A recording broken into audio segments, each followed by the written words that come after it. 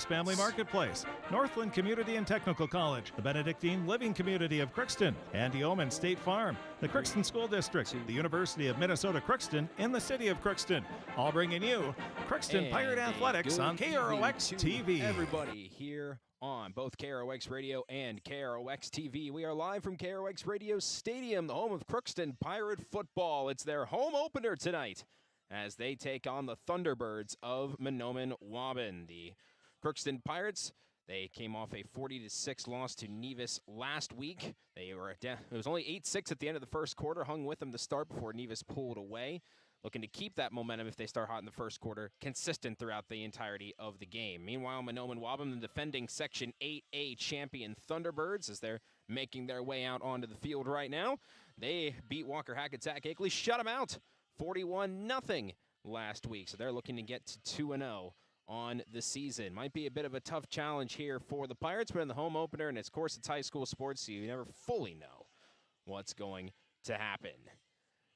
It's a bit of a chilly one today. There's a pretty significant north wind as well. Of course, both coaches made mention of that in their conversations. We will run those by you in just a little bit. On the remainder of our Riverview Health pregame show, you'll get to hear from both head coaches. Head coach of the Mahnomen-Waubun Thunderbirds, John Clark, and the head coach of the Crookston Pirates, Coach Jim McBride. We'll take a look at the Draft Sports Bar and Grill scoreboard update. There's all sorts of high school football in the area, so we'll tell you where they're going to be playing, all the matchups, different things like that. Massive 9-man matchup between Freddo Beltrami and Goodridge Grigla, just to name a few of those. We'll also take a look at our Napa Crookston Welding and Machine starting lineups for both sides, as Crookston looks to get to 1-1 on the year and snap a losing streak, and Mahnomen-Waubun looks to get up to 2-0.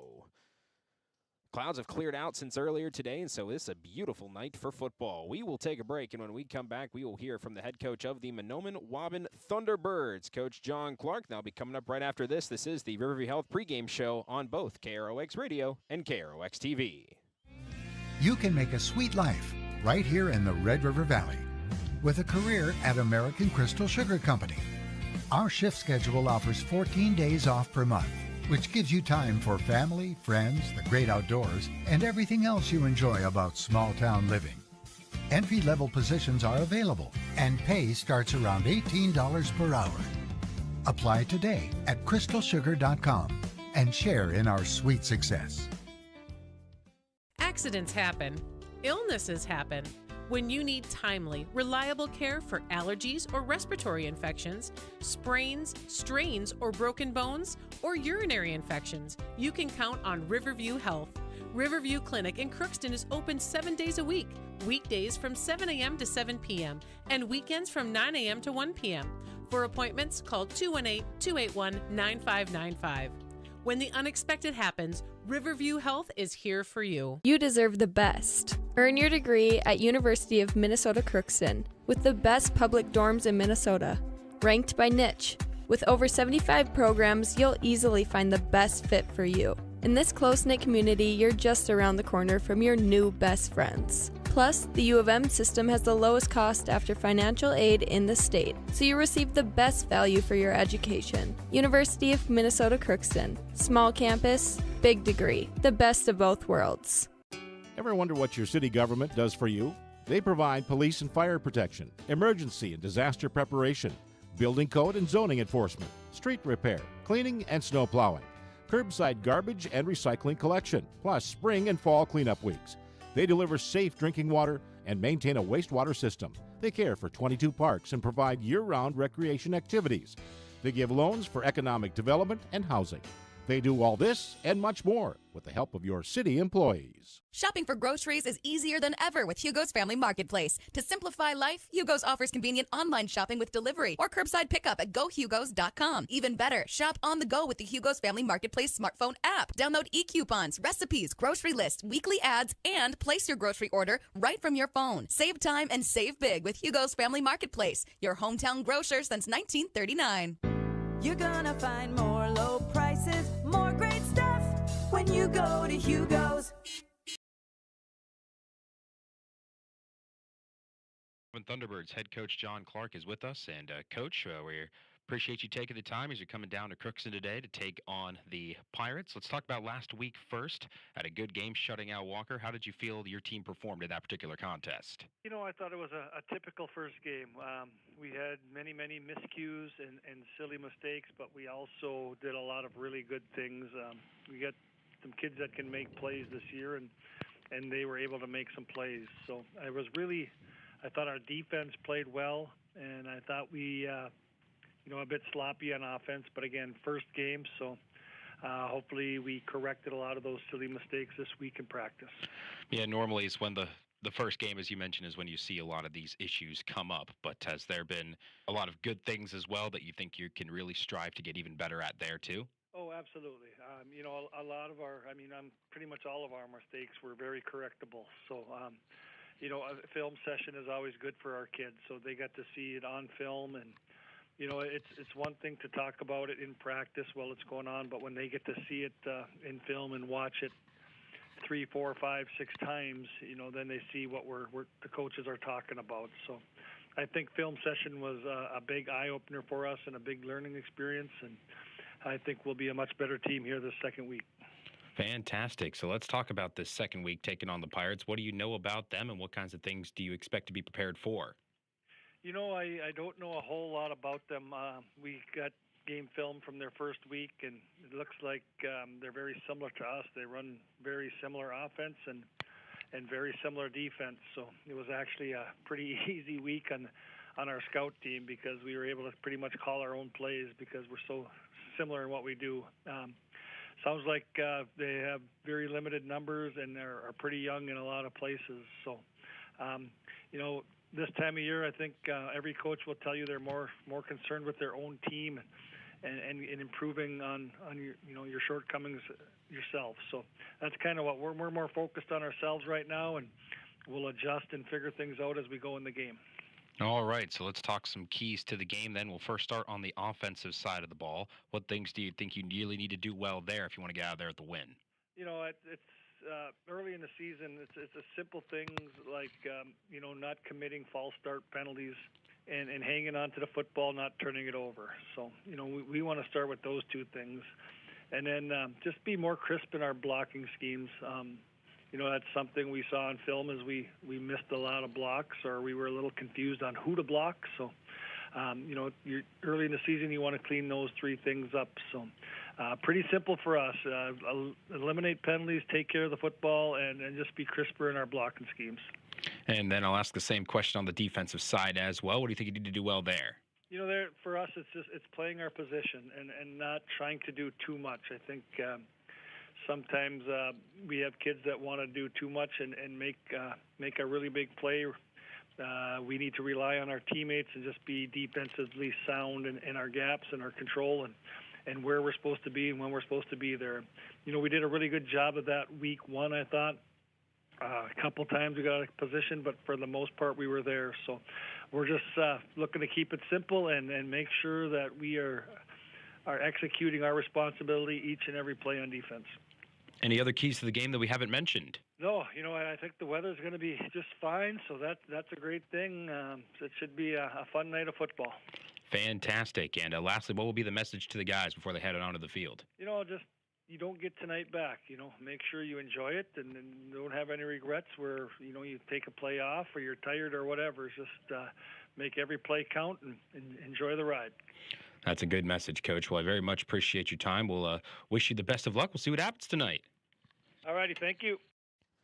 And that was the head coach of the Mahnomen-Waubun Thunderbirds, Coach John Clark, here with us on the Riverview Health pregame show. Of course, he made mention of a lot of things that might be considered a trend, especially with all these different 8A players. They don't know a lot about the Pirates. They've got to go into film, and luckily they had some game film from last week against Nevis to try and take a look at who they are, but all these different opponents to the Pirates that they haven't played in a while, so they don't really know a whole lot about how they're orchestrated. So, but he also made mention, as you heard, of the weather. He understands how, even though it's going to be a beautiful night, the wind is definitely there. Well, he's a run-heavy offense, and he's tired of the pre-snap penalties. And if you have too many of those, it'll derail you. So That's his main message to the guys. We will take another break, and then when we come back, we will hear from the head coach of the Crookston Pirates, Coach Jim McBride, see what he has to say moving into his second game at the helm as the head coach of the Crookston Pirates. And that will be coming up right after this as you're listening to, or watching to Crookston Pirate Football here on KROX. This is my farm. Don't come out here and tell me what I need. I need solutions that work and market options that are worth my time. Small town support that sees the bigger picture. A global network that empowers us. A co-op that's there for us every day. This is Lindsay Erdman, Executive Director at Benedictine Living Community of Crookston. It is our privilege to serve the Crookston community and the surrounding area by offering a continuum of care ranging from assisted living, skilled nursing care, memory care, short-term stay and rehab, and outpatient therapy, including physical, occupational, and speech therapy. We also offer many employment opportunities with great benefits, on-site daycare, and a scholarship program. Contact us today at 218-281-3424 or benedictinecrookston.org. At Crookston High School, we really have a lot going on. There isn't that much going on. Oh yeah? We have softball, baseball, track and field, soccer, swimming, tennis, golf, volleyball, trap shooting, hockey, basketball, wrestling. So we have a lot of sports. And there is orchestra, band, choir, visual arts, speech, theater, Leo Club. And Crookston is one of the highest academic schools in the region. Really? Yeah, really, especially in math and science. I guess we do have a lot going on. Yeah, and that's why Crookston High School is my education destination. For over 45 years, Grove Mechanical has been the trusted choice for heating and cooling solutions in Crookston and the surrounding communities. From furnace repairs to air conditioning installations, we're committed to keeping your home comfortable year-round. We're proud to support this community and all its athletes. Best of luck to the Crookston Pirates this season. Grove Mechanical is behind you all the way.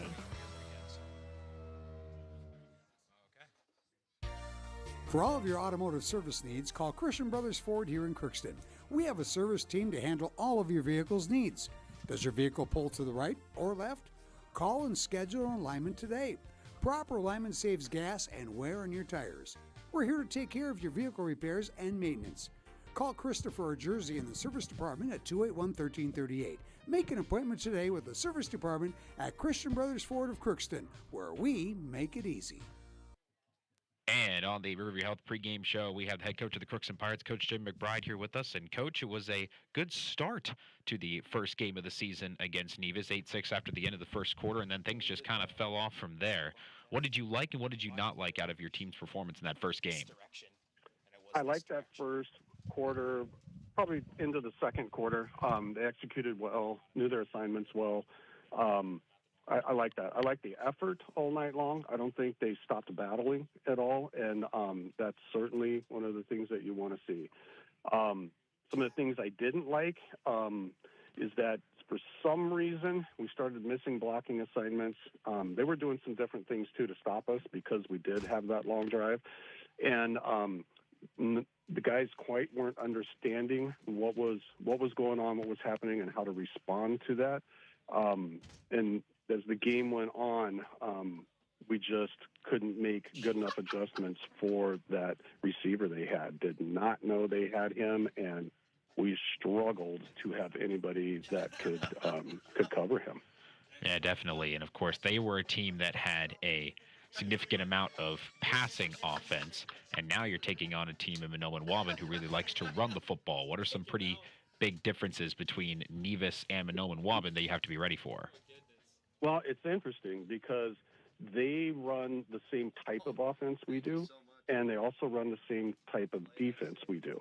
So knowing the systems makes it a little more challenging because you kind of know what they run basic plays-wise and what we run. So trying to make sure that we are assignment sound, and if adjustments have to be made, that we can make them quick on the fly. And we actually came up with, I think, a pretty innovative way to be able to do that this week. All right, fantastic. I was going to ask you about that as well, of course, because if the playbooks are pretty similar, yes, it could be a challenge, but is there also some form of advantage to it, given the fact that you're kind of used to, both on offense and defense, that style of play? Yeah, I don't know. It could make it really even, Steven. They've been running the system a lot longer than us, and they're coached really well. And Clark up there does a great job. But, so there are some similarities. Our guys see it every day. Their guys see it every day. So it'll either be, a really good clash, but I'm sure they've got a lot of wrinkles that they can add to do stuff too. But then again, after watching our game last week, it might just be able, they think, run basic plays and be able to go with that. And they do have a good quarterback, too. They do have a good quarterback. All right, well, let's see on some keys to the game that you think you really need to do well here. First, on the offensive side, what do you think you really need to do well there? We need to have the ball more and longer. We need to be able to control the clock, and we need to have some good sustainable drives to drive down the field, and points, as always. You need to score more points than the other team. And I think defensively, we have to remember our assignments, where we go. And one of the things we've been really talking about all season long is, where do your eyes go, for your keys. So we need to make sure that our eyes are going where they belong, and we're using the right techniques to get off blocks and then tackle correctly, too. Yeah, I was going to make it switch over to the defensive side, and, of course, tackling is always very important. But what are the things you think you need to do well on the defensive side? Responsibility. So anytime you play any of the option teams, it's option responsibilities you have to make sure that you do. Because a lot of times, if you don't do that, so if you're supposed to get fullback, you need to tackle the fullback. Whether you think he has the ball or not, he needs to be tackled. So being assignment sound is really important. Don't let your eyes deceive you to make you think you saw something you didn't. Yeah, that was the next question I had as well, as on the option side of offense. When executed well, it can be pretty difficult to figure out who has the ball, but it seems like it's also a style of offense that can be blown up easily if the defense steps up to the challenge. Yeah, there's obviously, with every offense and defense, there's things you can do to tweak stuff to help you out and be able to do. So we've done that. We'll do that. They've done that, and they will do that. And then hopefully it becomes a chess game. And, that's if the kids, like I said, are, they're blocking correctly and being correctly where they are. If you have a blown assignment, then that really throws a wrench into the whole thing. Next question I had was on the health-related stuff. Of course, health caused a bit of a problem last week, whether it be injuries. There were a couple during the game, and then you and I are one of the many people that were both dealing with some sort of cold or flu bug or whatever it is that's bothering us right now. How does the health of the team look right now? Way better than we were last week. Going into the game last week, Zach had a neck injury. He was out. We had a lot of guys that were sick, and that was one of the things too. So at halftime, I'm talking to the guys. I'm like, are we that out of shape? Because we conditioned pretty hard, and they were just, a lot of them were sick, and so that's why I kept them in the end zone. We didn't do anything for warm-ups. Get hydrated and rest, because we had so many guys that were not feeling well. So then that definitely hurt us. This week going in, we've got Zach back. We've got Nolan we should have back hopefully next week. His knee injury wasn't anything major, which was really good, because he got in the ambulance and sent up to Bemidji to be evaluated up there. And then we just seem to be in much better shape health-wise, I think, going into this game than we were last week, for sure. Well, that's always great news to hear. So, of course, Tate Hamry, who did a lot of the quarterback duties last week, is that roughly what's going to be staying the same, or how do you plan on doing the quarterback position? I plead the fifth on that one. Good to know. Any last-minute keys that we have not mentioned? The wind. I think the wind tonight could definitely play a factor in the passing game. I think, what are they saying, up to 22 miles an hour? So that could curtail a lot of the passing game too. But, a loony and a both toonie of us are pretty run heavy. So it'll be interesting to see if that plays a factor or not tonight. All right. And lastly, what will be the final message to the guys before they head on onto the field? For the seniors especially, this is your last opener that you'll have at home, and want them to soak that up, enjoy that. Like to get as many people out to support these kids as possible. They've been working hard all summer, and do your best. Do your best, and again, like I said last week, play how you are coached to play. Fantastic. Well, Coach, I very much appreciate your time as always. We'll talk again after the game is over. Thank you very much. You bet. Thank you. And that was the head coach of the Crookston Pirates, Coach Jim McBride, here with us on the Riverview Health pregame show. A lot of good things to say. He understood what the challenge is and what he has to do, but he seems like we're starting to get the rhythm of what his goal is, wanting to control the clock. And that'll be the first thing that he wants to do, limit the turnovers. Of course, they didn't have any issues with that against Nevis. They just couldn't hold on to the ball. Had a lot of 3-and-outs, 5 of them in total, 6 punts in the game against Nevis. And it's all about controlling the clock. Both of these teams run the ball primarily, and so it's going to be all about clock management, especially when the clock runs a bit. If they just keep running the ball, the clock's just going to continue to go. So managing the clock, the number one thing. And he always ends those interviews with he wants his team to play how they're coached. That's his last thing that he says there at the end.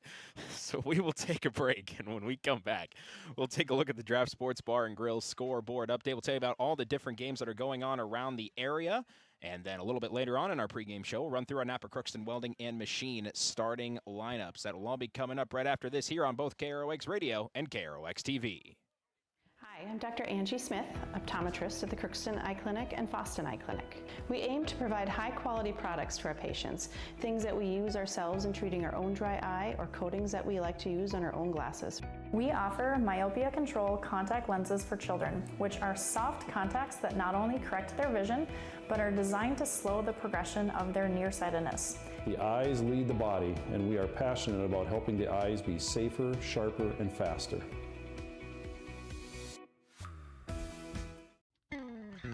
Crookston Valley Cooperative in Crookston is your full-service local agronomy dealer, delivering the products and services that you've come to expect. Crookston Valley Cooperative specializes in seed, chemical, and fertilizers that you need to keep your farm operation growing. For expert advice you can rely on, give Sean, Mike, or Matt a call at 281-1178 today, or stop by at Crookston Valley Cooperative, located at 1122 Fairfax Avenue in Crookston. Crookston Valley Co-op, here to keep you growing.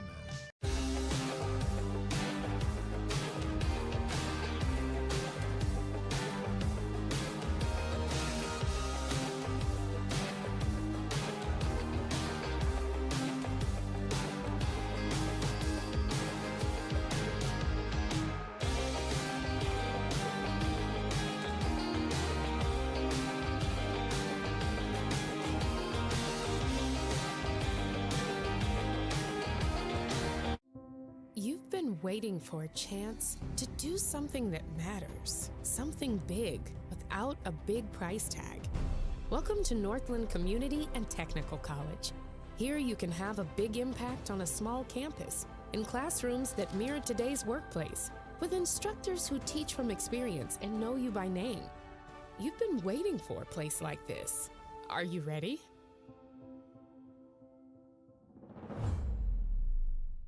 Are you an enthusiastic sports fan? Want to have fun and get in on the action? Heck, yes. That'd be awesome. Have great attention to detail? Want to stay active? Definitely. Want to give back to the student athletes in your community? Obviously, yes. Then you'd make an excellent high school sports official. We need more officials in Minnesota, because with no high school officials, there are no high school sports. Sign up today at highschoolofficials.com.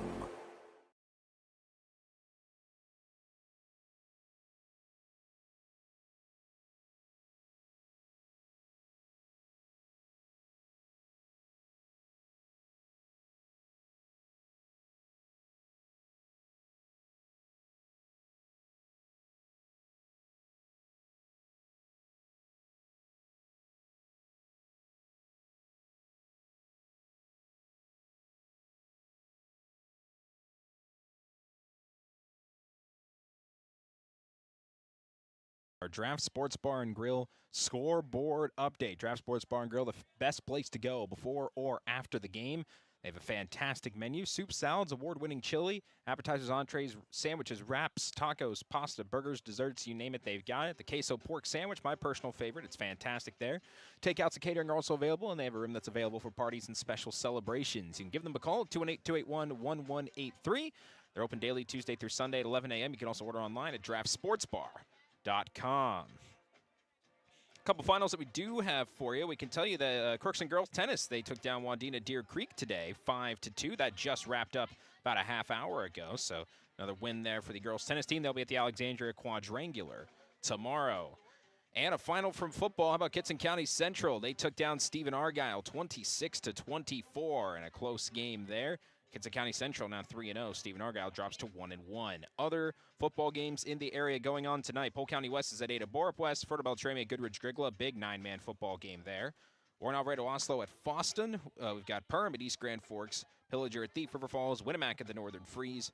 Roseau at Staples Motley. War Road at Hawley. Park Rapids at Dilworth, Clinton, Felton. Pelican Rapids at Barnesville. Fergus Falls, the Detroit Lakes, Clearbrook, Gonvick, at Badger, Greenbush, Middle River, just to name a few. There were very few Thursday games played this week, so vast majority all lining up on this Friday. Other things going on: college volleyball currently underway between UMC and St. Anselm. That started up at 5. We'll get a score for that in just a second here. Minnesota Twins just getting underway against the Kansas City Royals. Twins are out of playoff contention, but they're facing a team trying to get in, so snap the losing streak, play spoiler to a division rival. There's some benefits there, so you can keep an eye on that as well. And, of course, UMC men's and women's cross country, they're also running as well at the Twilight Race at Augustana.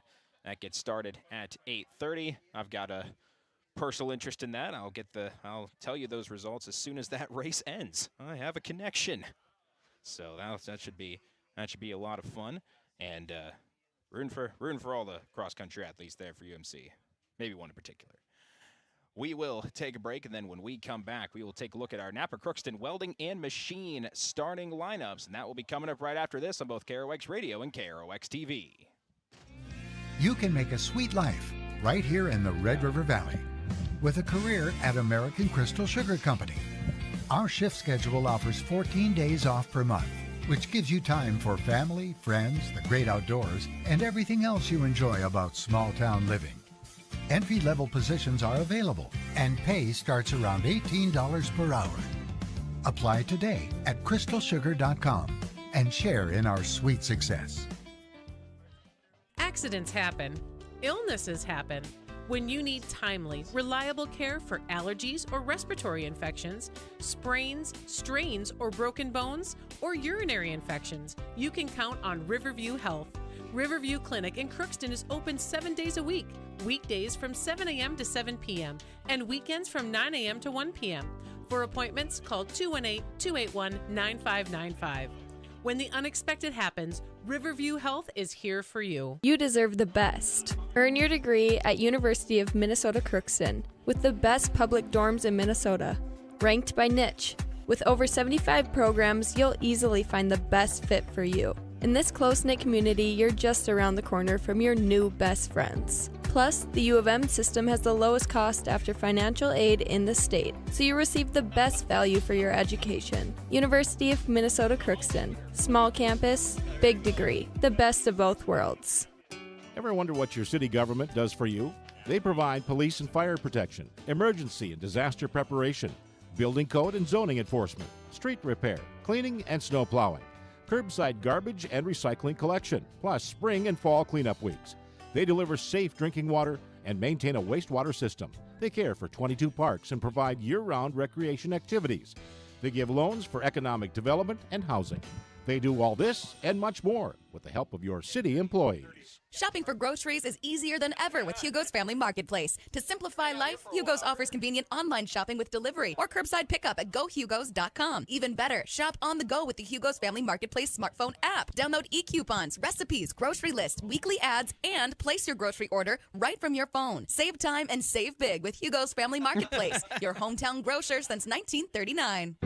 You're gonna find more low prices, more great stuff when you go to Hugo's.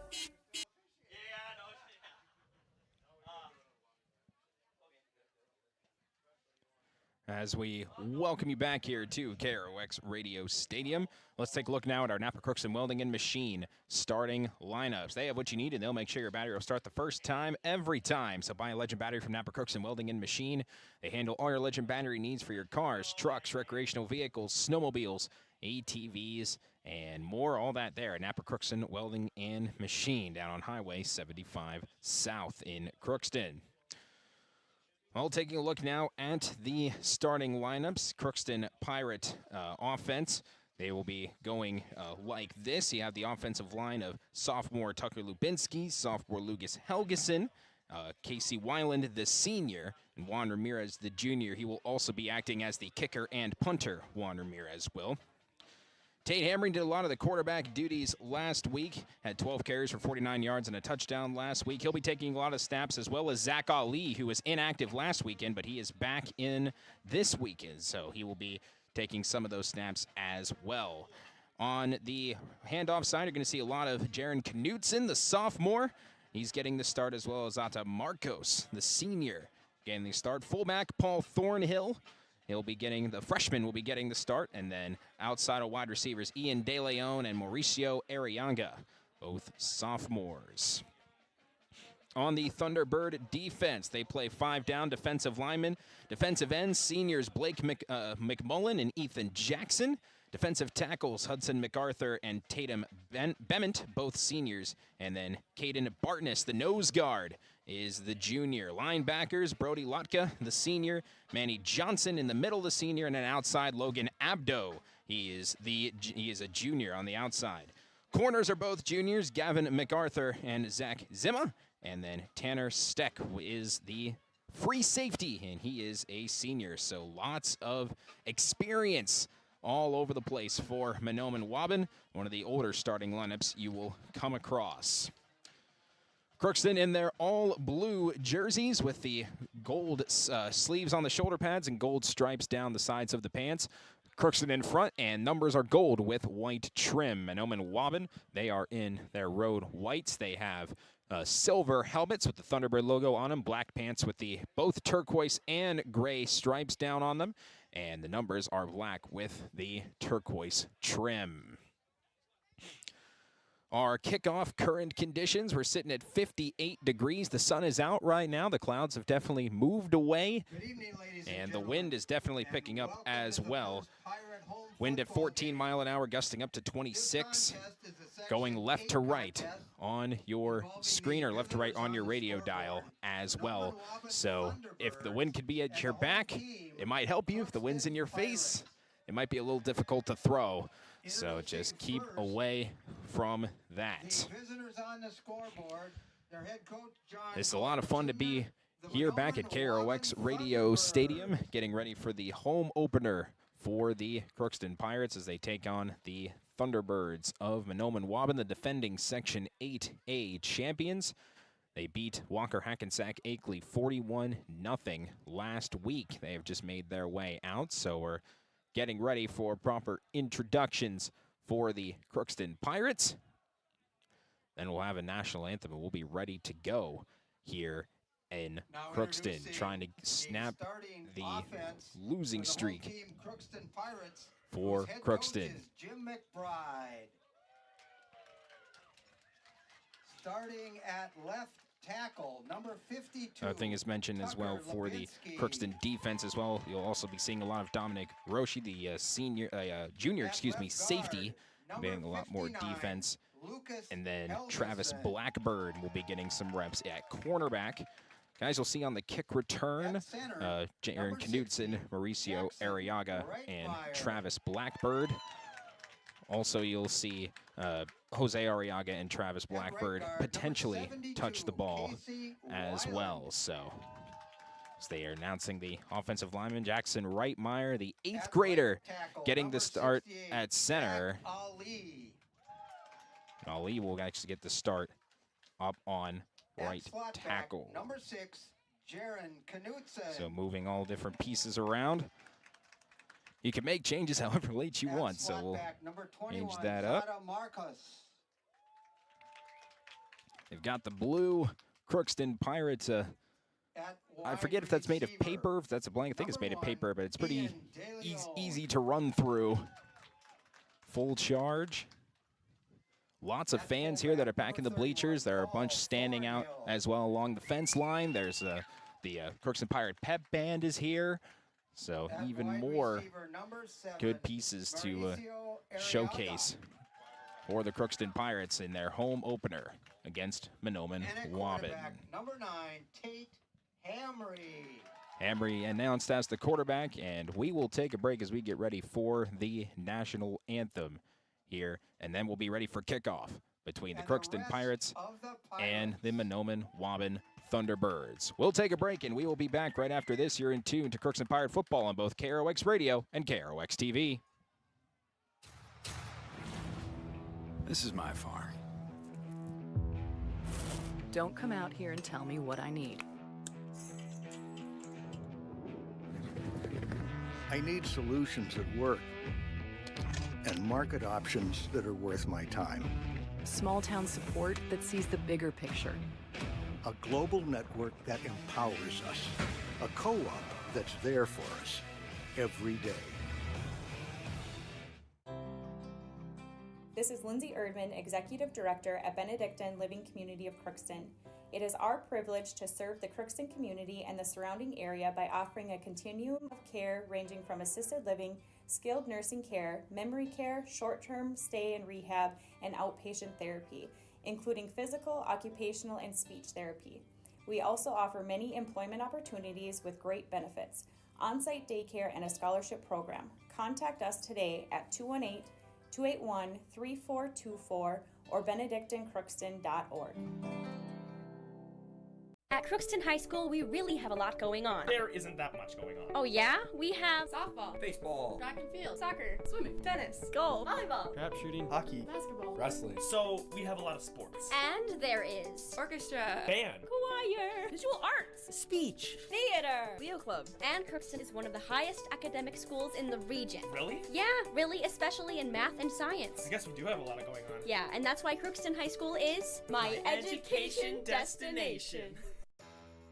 For over 45 years, Grove Mechanical has been the trusted choice for heating and cooling solutions in Crookston and the surrounding communities. From furnace repairs to air conditioning installations, we're committed to keeping your home comfortable year-round. We're proud to support this community and all its athletes. Best of luck to the Crookston Pirates this season.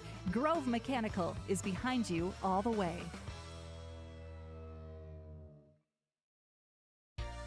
For all of your automotive service needs, call Christian Brothers Ford here in Crookston. We have a service team to handle all of your vehicle's needs.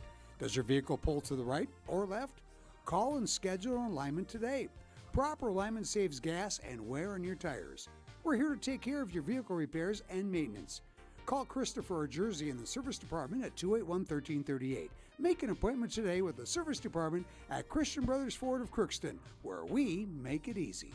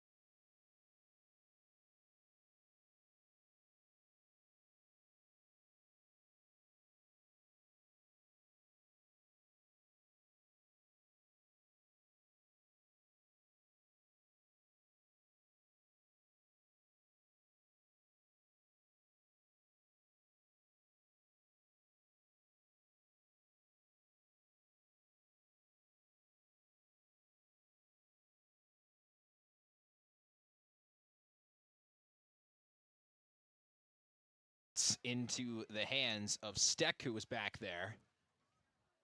So they decided to just take it this way, and we're going to see an extra point. by the man who was supposed to receive that kick, as Tanner Steck will line up to try and send this in. 13 seconds in. Snap is down, hold is good. The kick is through, and it's immediately 7-0. Mahnomen-Waubun in front on a 13-second drive. The Pirates nothing. So it started at 12 minutes and it ended at 11:47. So an immediate start, and definitely not what the Pirates wanted there to start things off. They didn't even need any plays. All it was Gavin MacArthur got great blocking up front from his downfield blockers and just took it to the house. It was a great run.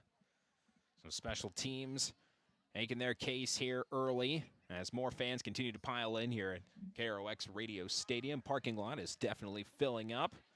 And now Crookston will be the ones to receive.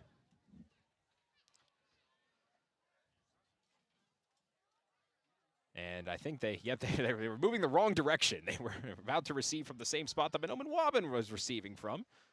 But they will be the ones to receive down on the left side. Mauricio Arriaga is down there to receive. He Deep to receive for the Pirates, Mauricio Arriaga. Waiting at the 15-yard line. As Steck puts the ball on the tee at the 40.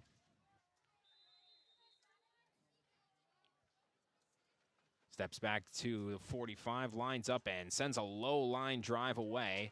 Just keeps hopping. Played there at the 25-yard line, outside to the 30, 35, big hit. And drilled back there at the 38-yard line. Our marker at the 39. Blackbird. 39. So it'll be first down and 10 on the 39-yard line for the Pirates. Number 3 on the stop for the Thunderbirds. Alton Savior makes the tackle. So here we go. First down and 10 on the 39-yard line for the Pirates in the wishbone formation. Tate Hamry under center as one wide receiver on each side. He'll take the snap, looking for a direct run, trying to bounce it outside. Does get to the outside. Flag down behind the play. Hamry falling forward beyond the 45-yard line, but that's in the direction of holding. Absolutely was a direct hold. Somebody got their hands into the pads of Blake McMullen, just kind of pulled him down to the turf. That one's going to back the Pirates up a bit. So with the flag down. Preliminary signal holding on the Pirates. It'll be first down from the spot of the foul. And they're going to keep moving the ball back to the, where are they going to mark it? They're going to mark, yep, full 10 yards back to the 29-yard line. That'll bring up first and 20. So first down and 20 for the Pirates, now on their own 29-yard line. Under center, Tate Hamry, one wide receiver to each side. Hands off straight ahead and trying to plow forward past the 30-yard line up to the 33 for a gain of 4 to get things started. Well, didn't quite see who that was. Out toward the 33. It'll be a gain of 4 on that.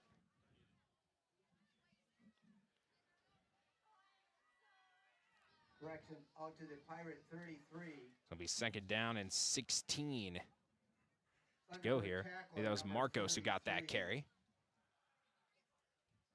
Second down, 16, and this one up the middle again. And this one beyond the 35 up to about the 37-yard line. I think this is where they're going to mark that. Pirate ball carry out to the Pirate 37. As they clear the pile up, and it'll be third down now. And 12 to go. Stop by the Thunderbirds. And run it up the middle to Bement. He also had Bartness down there at the nose tackle. So third down, 12 to go. Under center, Tate Hamry. Moving out to his right, trying to bounce it outside. Beyond the 35, gets back to the 40, and that's where he gets tripped up. Tanner Steck was flying in, trying to knock him down. Carries out to the Pirate And he'll get to the 41-yard line. It'll end up being a gain of about 4 again. So 3 straight 4-yard runs, and it'll be 4th down and about 8 to go. And it'll be punt formation for the Pirates. And had to get another player running out there to get into the formation. And that's something we saw last week at Nevis. You know, sometimes had 10 players out there and they didn't need to. Punt was dropped there by Ramirez. Now he's looking to run and get a punt off, and he does. That's pretty athletic to get that punt off, and it's a great one. It takes a massive Crookston bounce and rolls all the way down to the 11-yard line. Well, that wasn't exactly how you draw it up, but you end up getting 48 yards out of that punt. Well, that was a beautiful punt. I mean, he fumbled it right from the snap, picked it up, looked like he was going to try for a first down on that one, decided to punt it, took a great bounce at about the 15-yard line and just rolled all the way down to the 10. That's a 50-yard punt. 50-yard punt. Great job there by Juan Ramirez. And 10. 9:20 to go here. Here in this first quarter, 7-0 Mahnomen-Waubun. They get it on a kickoff return. Now it's their first chance at offense. As coming out under center is Blake McMullen. With one receiver down below him, it's a handoff straight ahead. Lotka will pound up to about the 15-yard line, running into the waiting arms of the Crookston defense. Casey Weiland was in there. Part of first contact. And he'll gain 5 to the 15-yard line. Thunderbirds 15. Tackled on the Now 2nd down and 5. As Ian De Leon checks into the game for the Pirates. For the Thunderbirds.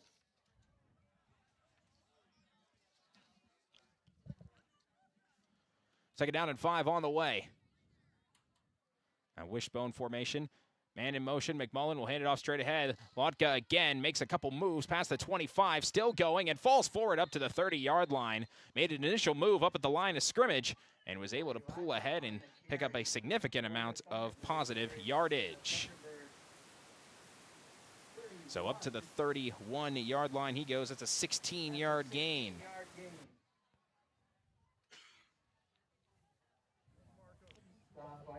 So up at the 31. Be another new set of downs now. First down for Mahnomen-Waubun, their actual first proper first down of the evening, as they didn't get one on their first touchdown because it was a kick return. Here's a screen pass. They throw it underneath to Gavin MacArthur. Scored that kick return touchdown. There he goes down the sideline, tiptoeing inside midfield, and he will get beyond the 45-yard line. In fact, they're going to say he stepped out of bounds at the 49 of the Pirates, but that's still a 20-yard gain on a pass play. And it's good for a first down. Penalty is a block in the back. But it's not. It's a penalty. There was a block in the back, so they got to bring it back. From the point of the infraction. So now, because of that, they got to back it up to where the spot of the foul was, and back there, they're actually going to signal a hold. The official referee will signal a hold, and they're bringing it back to the spot of the foul. So 10 yards for the spot of the foul ends up being 6 yards to the 25-yard line. It's 1st and 16. For Mahnomen-Waubun, 8 minutes and counting to go here in this first quarter. On the way, trying to bring it outside goes Lotka, and past the 35-yard line, stiff arms a man, and then gets dragged down to the ground. Zach Ali came flying in to lay the final blow, but he'll get a couple yards shy of the first down up to the 39, give him 14 on 1st down and 16.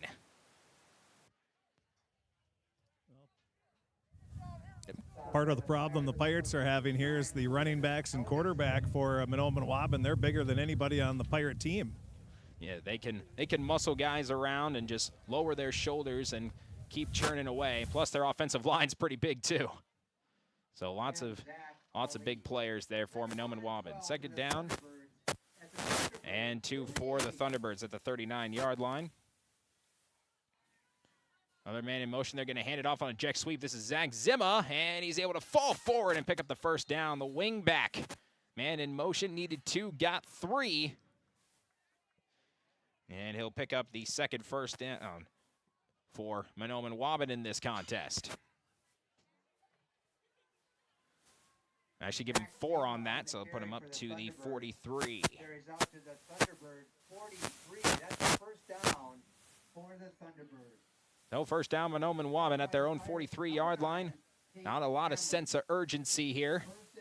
Just churning some clock down. 7:20 to go here in the first quarter. 2-minute drive so far. Looking to add more to that if they can. And a lot of misdirection. The ball ends up in the hands of Tanner Steck, and there he goes down the sideline, and Steck is going to take it unless he's going to be chased down at the end, and he will not, as Tanner Steck takes it 57 yards for another long touchdown for Mahnomen-Waubun.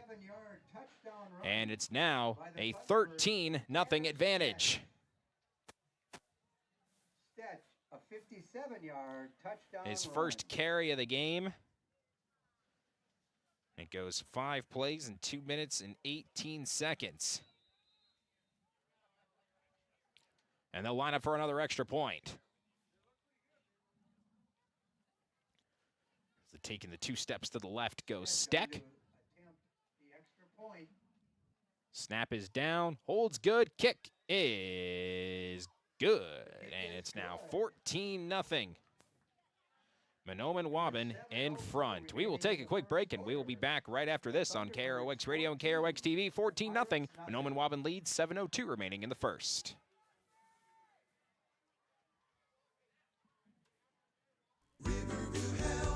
From shoulder to hand, hips to toes, and everything in between, the Riverview Health Orthopedic Team has you covered. With advanced training and joint replacements, upper and lower extremity, spine, foot, and ankle care, you know you'll be in good hands with Drs. Spinell, Schall, Sekundiak, Stanky, Kim, and Abasi. For appointments, call Riverview Clinic at 218-281-9595. Riverview Health, exceptional people, exceptional care. Riverview Health.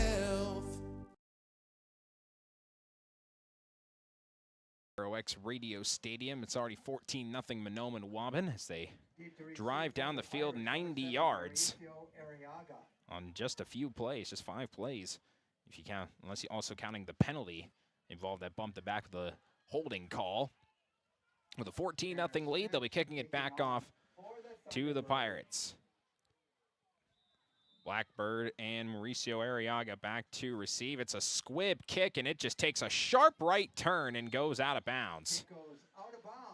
That thing had a mind of its own, and it said, I'm going right. And it heads straight out there, and it'll be solid field position for the Pirates with 7:02 to go. Well, it's not a penalty you see called every so often, a free kick out of bounds call. Well, although what's funny, the ball went out at the 37-yard line. They get the ball at the 35. They lost 2 yards as a result of that penalty. What's up with that? Yeah, it'd be better to decline this penalty. Yeah, I mean, kickoff out of bounds. But they'll mark it at the 35, I believe. Oh, declined it, so up to the 37. Yep. Oh, there you go. Get those 2 yards back. Let's see what the Pirates can do here on their second possession. On their own 37-yard line, first down and 10. It'll be a wishbone formation. You have Ian De Leon up at the far side. Mauricio Arriaga at the near side. Splits out behind Tate Hamry, who takes the snap. He'll look to run straight ahead, gets through the initial first wave, then takes a big hit, and he'll be shoved back. But forward progress is going to mark him up at the 40-yard line. As flying in to lay some lumber, Steck was in the area, as well as Lotka, but he'll end up getting 3 yards up to the 40-yard line.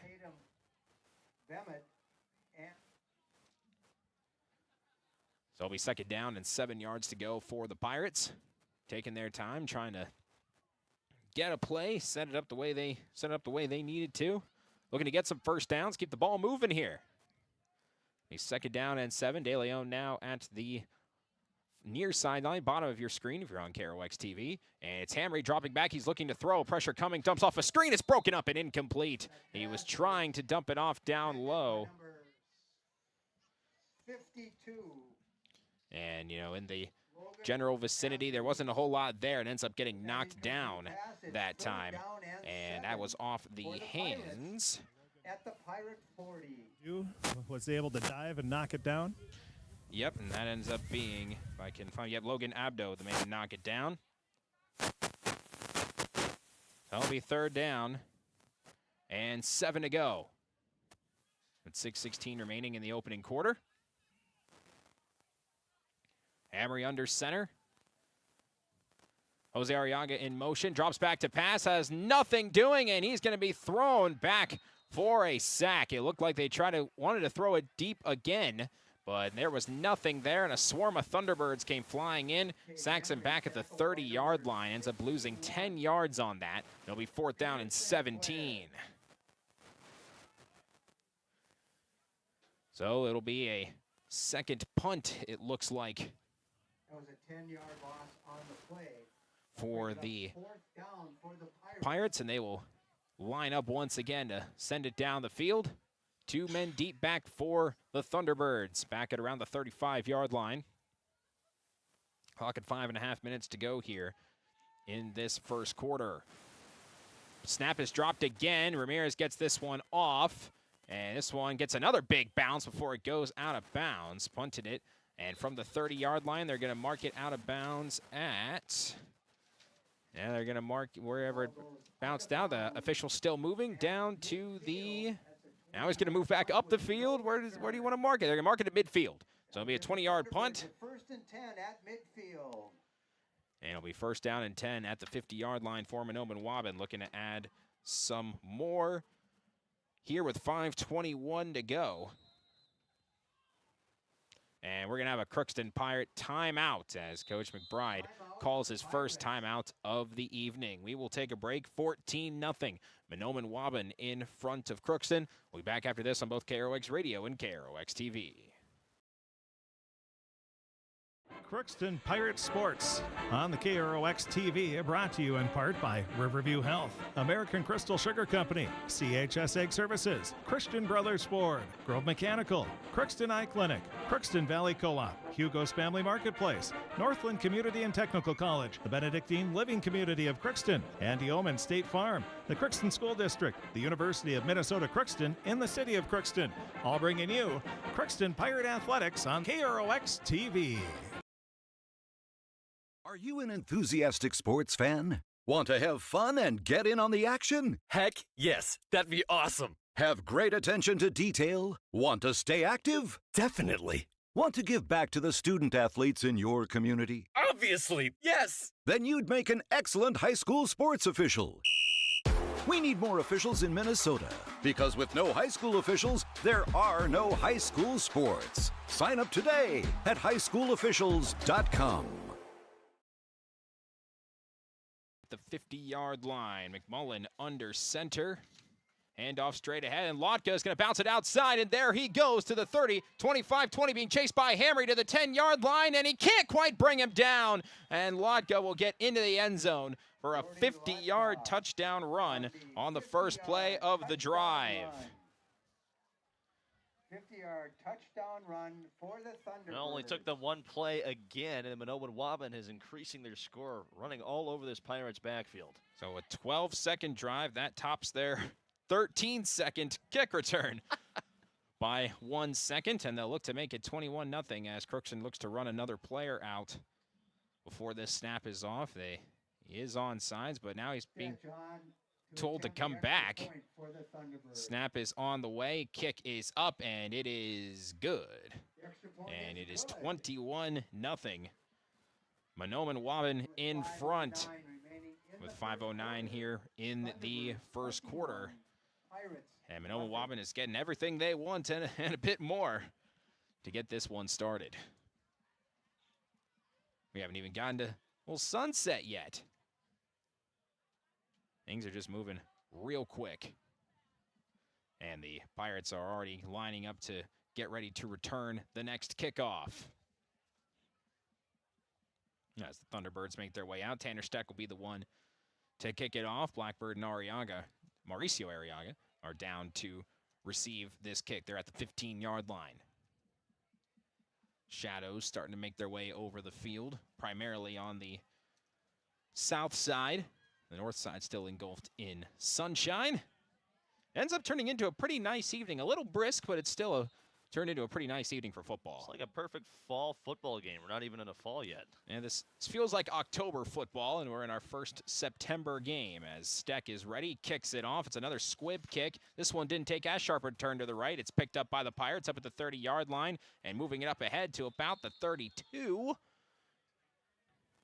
Maybe the 33 is where they're going to mark that as Jaron Knutson. The up man was there to pick that one up. And they'll mark that at the 33-yard line, I believe. And that'll be first down for the Pirates at that spot. Start the new drive. Tackling for the Thunderbirds, number 5, Gavin MacArthur. MacArthur there to bring him down. 2 drives, 2 punts here for the Pirates. They've already had as many designed pass plays as they had overall for in that entire game against Nevis. So looking to potentially do a bit more of that, we'll see. They try and stick their guns to the run game as they run Juan Ramirez out there to get onto the line. And that's an illegal substitution. That's going to go 5 yards back for the Pirates. Penalty flag on the play. Penalty on the Pirates. So delay of game. That's a 5-yard penalty. Brings up first. You have too late of a substitution, you're going to get penalized for that. Second penalty for the Pirates. They have 15 yards total in penalties right now. First and 15 now on their own 28-yard line. Hamry under center, 1 wide receiver on each side. Wing backs, Jose Arriaga in motion. Tate Hamry on the run, stiff arms a man trying to get to the outside, stumbles and falls forward back to about the 31, maybe a 32-yard line. They're going to mark it at the 31. That's a gain of 3. Tried to plant his foot. Yeah, but now Hamry is going to come off the field. A little hobbled, and he'll... That slip did not look great. Not the prettiest play there. It's actually Jaron Knutson who came off the field. Oh, no, it is Hamry. That's Hamry. That's Hamry. That's a 9, not a 6. No, maybe it's the glare, just the numbers looking big. So Asher Weiland is going to come in. He took a few snaps against Nevis last week, so he's already seen some game time. Dropped the snap, and now he's swarmed by Thunderbirds. And thankfully, he didn't lose the possession of the football, but he'll end up losing a couple yards as a result. And they'll drop him back to the 29-yard line. And 3rd down and 14 is on the way for the Pirates.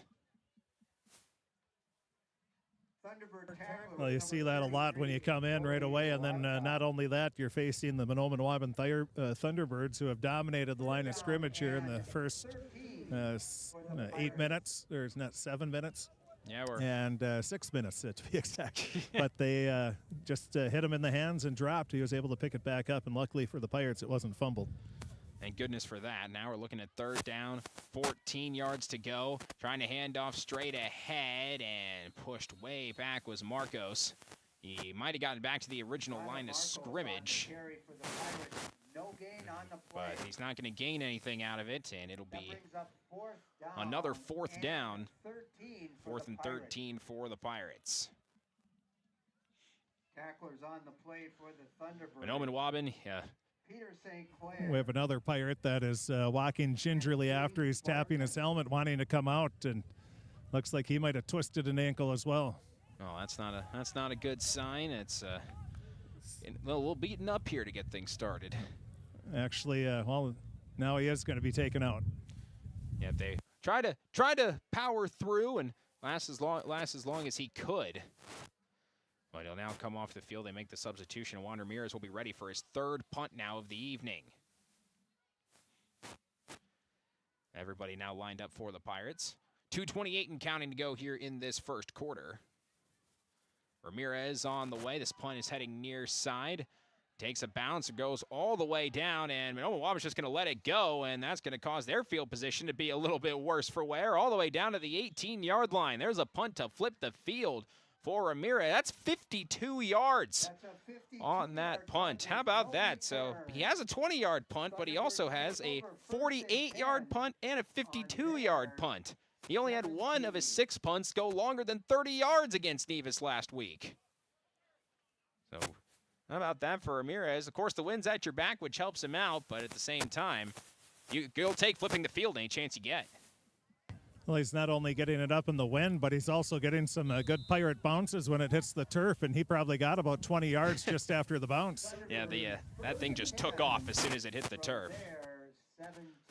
So on the 18-yard line, first down for Mahnomen-Waubun.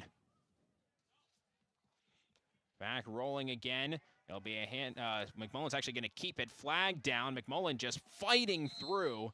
He'll get past the 25 up to the 27. It's a 9-yard gain if it stands, but there is some laundry down on the field. One penalty for Mahnomen-Waubun, 6 yards, and it's now going to be a holding call. And they're going to back him up. And that penalty on Bement will back them up again. Mahnomen-Waubun, they've been a little handsy, for lack of better terms. They've done some good grabbing and of the Pirates jersey, and that time they got caught. Yep, so it initially started on their own 18-yard line, and now it's back to their own 9 because it was inside the 20. That's a half a distance to the goal, so it's a 9-yard penalty. Well, that punt's coming into play here. Already great field position now with that penalty. Crookston in line to make a good stop. And a play action and just a little touch pass to Steck. He's out and makes the catch, and there he goes. Tanner Steck at midfield, down to the 40, and there's nobody around him. And after that penalty, it ends up going 91 yards for the touchdown for Mahnomen-Waubun. And when you're backed up like that and people expect you to run, a play action touch pass over the middle is one of the last things they might have expected to see, and it ends up resulting in the 4th touchdown of the first quarter for the Thunderbirds. And boy, did he float that perfectly right into the hands of the receiver, right on the run, never broke stride, and that was a very impressive pass into that wind to place it so perfectly. His first catch goes for 91 yards. Tanner Steck on to attempt the extra point. Steck will be on to kick the extra point here. Good snap, stumble bit on the hold, and just snuck that through the right upright, but he's 4 for 4 now on extra points, and it's 28-0 Mahnomen-Waubun. With 1:51 to go, we'll take a quick break, and we'll be back right after this on KROX Radio and KROX TV. Are you an enthusiastic sports fan? Want to have fun and get in on the action? Heck, yes. That'd be awesome. Have great attention to detail? Want to stay active? Definitely. Want to give back to the student athletes in your community? Make an excellent high school sports official. We need more officials in Minnesota because with no high school officials, there are no high school sports. Sign up today at highschoolofficials.com.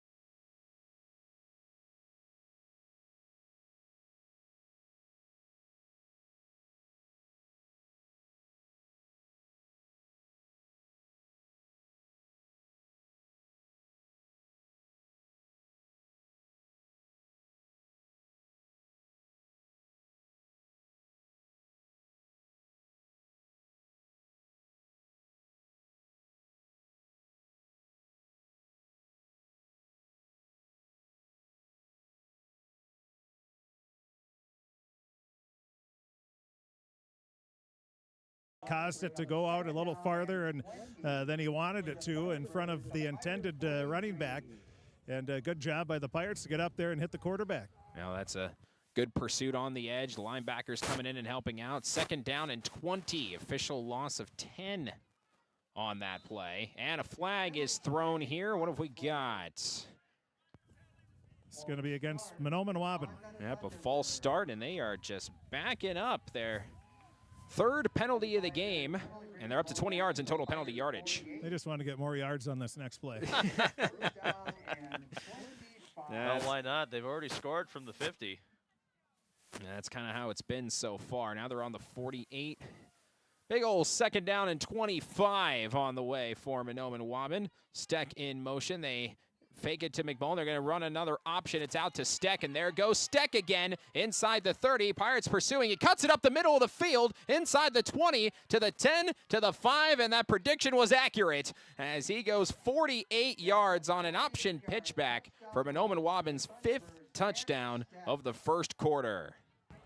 Well, the problem I've seen with the Pirate defensive backs and linebackers is that they're getting locked up on the blocks. They're getting right up in there instead of trying to get by them.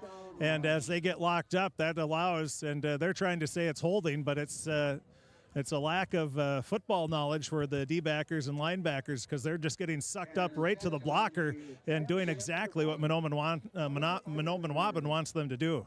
Oh, that's entirely correct. It's legal that way because that's what they want to do. Heads up, they almost blocked that extra point, but it doesn't really matter. It went wide right anyway, so they get a missed extra point that time, and it's 34-0. Mahnomen-Waubun in front, and we still have 18.9 seconds here in the first quarter of play. We'll take a quick break. We'll be right back after this here on KROX Radio and KROX TV. From shoulder to hand, hips to toes, and everything in between, the Riverview Health Orthopedic Team has you covered. With advanced training and joint replacements, upper and lower extremity, spine, foot, and ankle care, you know you'll be in good hands with Drs. Spinell, Schall, Sekundiak, Stanky, Kim, and Abasi. For appointments, call Riverview Clinic at 218-281-9595.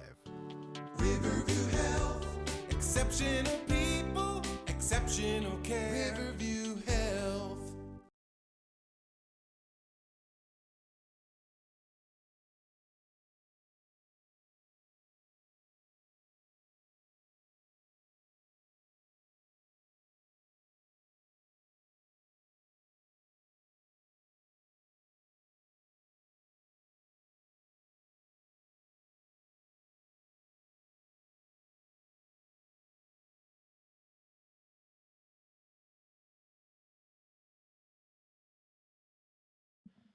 Back here at KROX Radio Stadium, Mahnomen-Waubun right now, 34-0.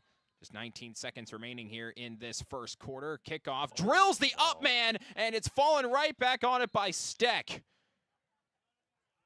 That's when it rains, it pours, I guess. It's just an absolute laser that drilled the up man there and ends up being Mahnomen-Waubun ball at midfield with 18.5 seconds to go. That you got to be ready for that, and I don't know how many times a year we see that. Probably maybe 2 times a year where that kind of kick happens, and I would say probably 70% of the time it's recovered by the kicking team. Yeah, when you drill the up man like that, it just takes a straight bounce right back to where you're running to, and of course you're not allowed to touch unless it's 10 yards downfield or if the opponent touches it first, and if you drill them in the chest like that, yeah, they touched it. So 34-0 Mahnomen-Waubun, and looking to add more to it at the midfield stripe. And I already have a second quarterback in the game who's going to take it and move it up ahead for a 2-yard gain. And we have got Cade Walls, the sophomore, who's in to take it for a 2-yard gain. 1 yard. Well, Mahnomen-Waubun, they're not good year after year after year after year after year after year. it's because, Coach John Clark, of course, is an amazing coach, outstanding coach, great guy, but also he's classy, and he gets his backups, his second, third strings in when they're just pounding on people, and that's what makes them better, is that they get their second and third stringers going against the other starters of the teams they play when they're winning big, and that only makes them better each and every night. Yeah, because, of course, that gives them reps, in-game reps, which is essential and important. And when you're good enough to get a lot of in-game reps, I mean, they just put their backup quarterback in the final play of the first quarter. You might as well get him as many as you can, especially as a sophomore and with pretty much all juniors and seniors to start from Mahnomen-Waubun.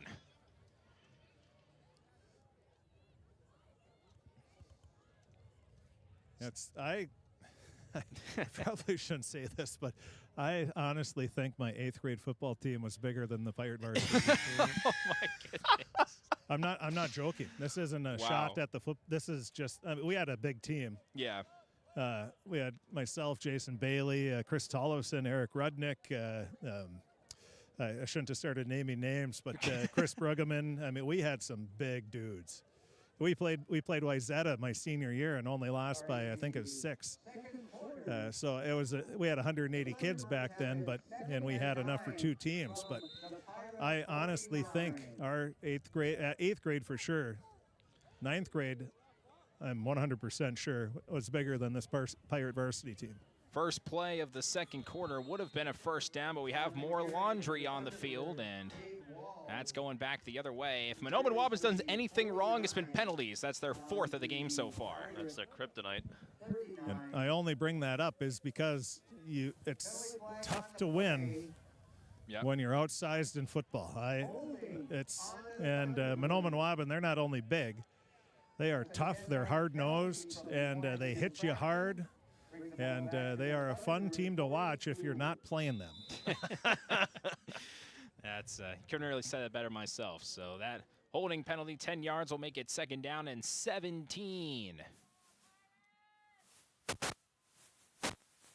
There are now 4 penalties for 30 yards now for Mahnomen-Waubun with Cade Walls under center. And in motion for the Thunderbirds, they hand it off straight ahead. No, they didn't. It's an option pitch back, and a nice play moving up that time to bring him back down. And how about that there for Mauricio Arriaga to trip him up and stop any primary advancement. It's only going to get a couple yards on that play to make it third down and 15 to go. That was a very nice play there by Arriaga. Third down and 15 for the Thunderbirds. By the way, Tate Udek was the one who had that carry. They're down and 15 to go. Another man in motion. It's going to be a pitch out and a lot of room to run, but they tried to cut it outside, and that was a bad idea. As Blackbird wraps him up at midfield. That's the first time we're saying Thor Askelson, one of my favorite names on the roster. And moves up, and he'll gain 8 on that play. It'll be 4th down and 7. On the play, that'll bring up 4th down and 7. Thor Askelson. There's also a man on this team, Askelson. It's almost like your name is John Johnson, or wasn't there an artist named Philip Phillips or something? I think that was what his name was. 4th down and 7. Mahnomen-Waubun will go for it on a pitch play to the outside, and nothing doing. Not down from behind by Tate Hamry, who's back into the game, and a loss of 1 on that handoff, trying to get it to Alton Savior. Well, that's a good sign to see Hamry back out there. He is the biggest guy on the team, and but not only big, but athletic, strong. He's put some time in the weight room, and he had a great play, great read there. So now on the 50-yard line is where the Pirates will set up shop. His older brother's playing at Bemidji State football. I think he's a senior this year, and he's Bemidji State in the top 25 again. As expected, they're pretty consistently good. Here's a pitch, but it goes behind, and the ball's loose and all the way back to behind the 40-yard line. And both teams have had a bit of trouble with the pitch on the option, as they've both fumbled once. Well, the Pirates have fumbled twice, but that was the first one on an option play. And they lose 11 yards back to the 39-yard line. That was almost like a hot potato. It seemed like just turned around and just fired it off, and it was a little too far in front, and there wasn't much the back could do on that one. Well, it is pretty windy and cold here today. It could be that they're just not expecting it. You also see that when you have people breathing down your neck, and you get to get rid of the ball a little quicker than you normally would, and that's what Mahnomen-Waubun's defense does. Second down and 21. Hamry back to throw, and he gets wrapped up, just flicks it out of bounds, incomplete. Able to get rid of it and avoid any extra excess yardage. Drayton Antel, the junior, provided some pressure. That was a good heads-up play by Hamry. He knew that he didn't want to lose the yards on the sack, so he just fired it down and right along the sideline out of bounds, but it was close enough to a receiver where he wouldn't get intentional grounding. That was a good heads-up play and shows high football IQ for Tate Hamry. Main tight end last year.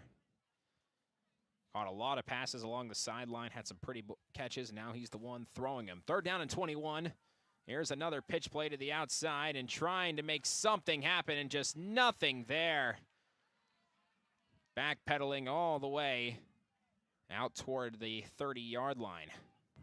Such a tough team. You try to run up the middle. Can't do that. So then you try to go to the outside. The athleticism of Mahnomen-Waubun is top-notch, and they just track you down and still get you for a loss. It's just speed, able to get to the edge, even when you're initially blocked. And now, unfortunately, for Juan Ramirez, you got to punt into the wind. Well, the only thing they haven't tried yet is a deep pass. Haven't tested that secondary from Mahnomen-Waubun. And so here they go on fourth down and a country mile. Ramirez lets it go. Another nice punt and another nice bounce. And he's been doing pretty well today. And he's able to punt that one down to the 34-yard line. And from where they were positioned, you're able to get a solid 34 yards. Yeah, 34-yard punt out of that. Another well done by Juan Ramirez. Did I see what Hamry did? They tried to push him into the ball for a fumble and tried to pick it up. I think USC got in trouble for that a couple of years ago. It was worth a shot. A for effort. Yeah, the officials would have caught you on that, but hey, you know, you got to try something. At this point, why not? Yeah, if things aren't working, just throw it at the wall, see if it sticks. Yep. And that was the goal there. It's now first down for Mahnomen-Waubun on their own 34-yard line. And this one up the middle initially and able to get all the way up to the 40-yard line. And they've been just running the ball all over the place, getting some new guys in there to carry the ball, and that time, well, I mentioned a lot of different players as prior before. Is just a lot of backups that get in. Chris, did you manage to see who that was? I was looking at my camera. It's all right. We'll find that name there. Second down and 5 to go on the 39-yard line for Mahnomen-Waubun, and a flag comes flying in. Another false start. Well, the downside that John Clark mentioned in our pregame show is that he is tired of seeing all these pre-snap penalties.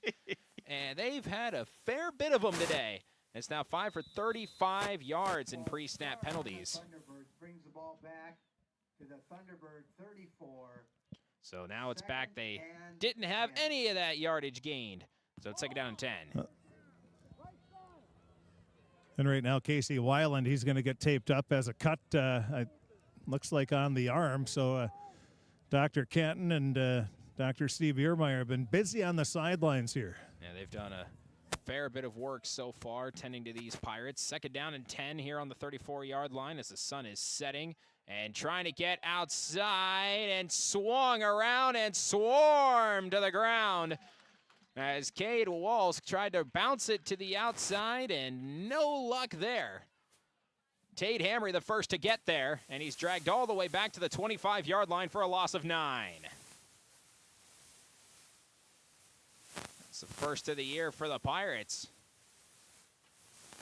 That tackle was made by the Pirates. So Hamry gets credit. And it'll be third down and 19 to go. That'll bring up third down for the Thunderbirds. On 3rd and 19, they're just going to throw a one-on-one ball deep down the field, and it's a little too far and incomplete. Trying to get it down to Keenan Goodwin, one of the many seniors on this team, but that pass falls incomplete, and it'll be 4th down now for Mahnomen-Waubun. 4th and a big old 19. Well, based on positioning, I mean, you're up pretty big. Do you think they punch it here, or do you think they go for it? Well, I mean, they don't seem like they're the real kicking sort, but they're going to line up to punt this ball away. Deep man back now for the Pirates. Knudsen back there.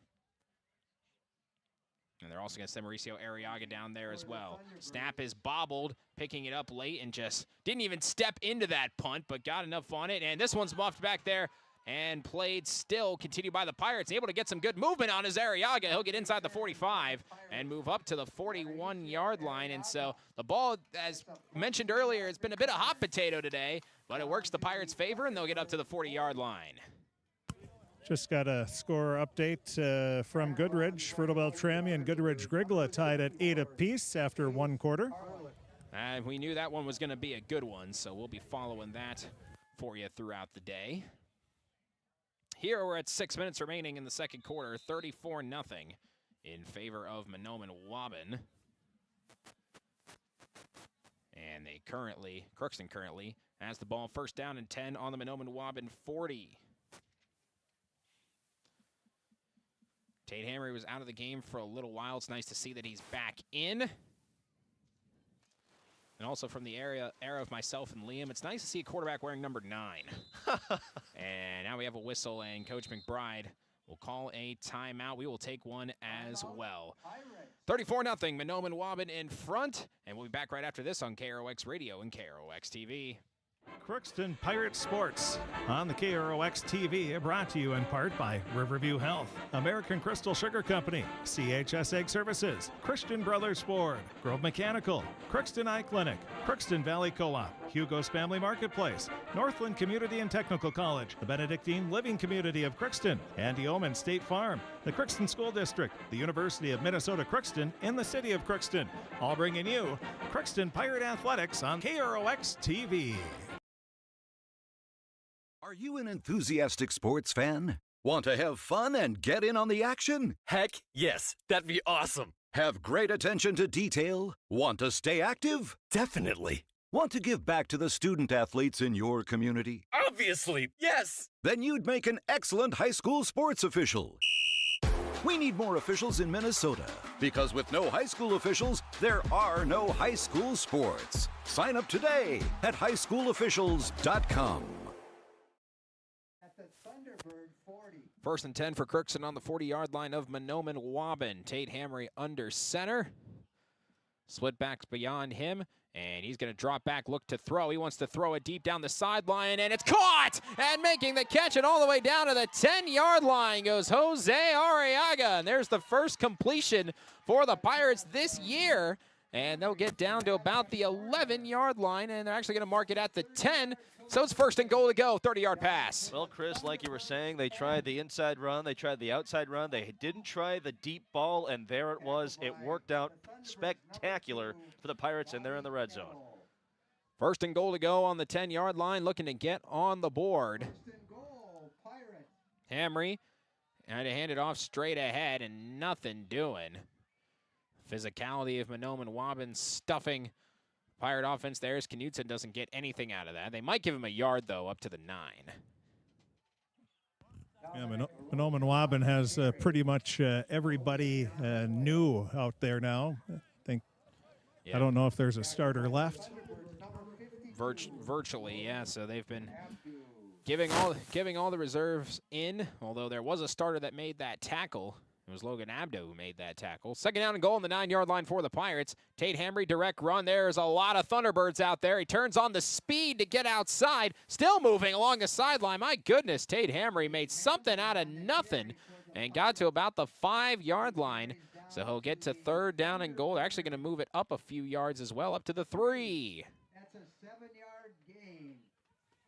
Good rush there by Hamry. From the Thunderbird 3. So it'll be 3rd down and goal on the 3-yard line. Pirates looking to punch this one in with 4.5 minutes and counting to go here in quarter number 2. Hamry directly up ahead, right near the pylon, and he's going to be about a yard shy. He had the opening, but then at the last second, 2 or 3 Thunderbirds came over and just wrapped him up. So now it's big boy football. 4th down and goal inside the 1. 4th and 1. Does Hammer even get rid of the ball? I don't think I would. He's the biggest guy on the Pirates. Under center. Might see QB sneak. We do. Straight ahead. And officials coming in. And Nope. What do they say? I don't think he got there. No, he's well short. I'd say a half yard at least. Yeah, he looks like he got stuffed. As the Mahnomen-Waubun defense, they do stop him shy. Tried for a 4th and goal quarterback sneak. Good idea, but just didn't work out in their favor. Yeah, he never got, didn't even, I shouldn't say close because he was already close, but yeah, it was at least the length of the football away, and he never got it. Good job by Mahnomen-Waubun to make that tackle. Locking up there, Peyton Racine, the senior defensive lineman, was in there in the center, and we have another timeout, I believe. Yes, we do. So timeout called. We'll take one as well. 34-0 Mahnomen-Waubun. We'll take a quick break right after this here on KROX. From shoulder to hand, hips to toes, and everything in between, the Riverview Health Orthopedic Team has you covered. With advanced training and joint replacements, upper and lower extremity, spine, foot, and ankle care, you know you'll be in good hands with Drs. Spinell, Schall, Sekundiak, Stanky, Kim, and Abasi. For appointments, call Riverview Clinic at 218-281-9595. Riverview Health, exceptional people, exceptional care. Riverview Health. Are you an enthusiastic sports fan? Want to have fun and get in on the action? Heck yes, that'd be awesome. Have great attention to detail? Want to stay active? Definitely. Want to give back to the student athletes in your community? Obviously, yes. Then you'd make an excellent high school sports official. We need more officials in Minnesota, because with no high school officials, there are no high school sports. Sign up today at highschoolofficials.com. Inside the 1, Mahnomen-Waubun, they got to get out of here. They're going to get 2 points for the Pirates as they try and just sneak it. And there wasn't much there at all.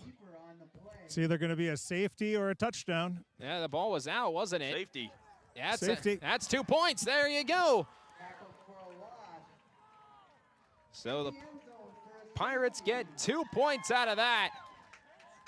Good job by the Pirate defense, and if the offense can't score, the defense will. And with 3:32 remaining, the Pirates are on the board. It's 34-2. Yeah, the snap went right off the hands of the quarterback, straight down onto the turf, and the Pirates unfortunately weren't able to jump on top of it, and Mahnomen-Waubun recovered it, but the Pirates get the points.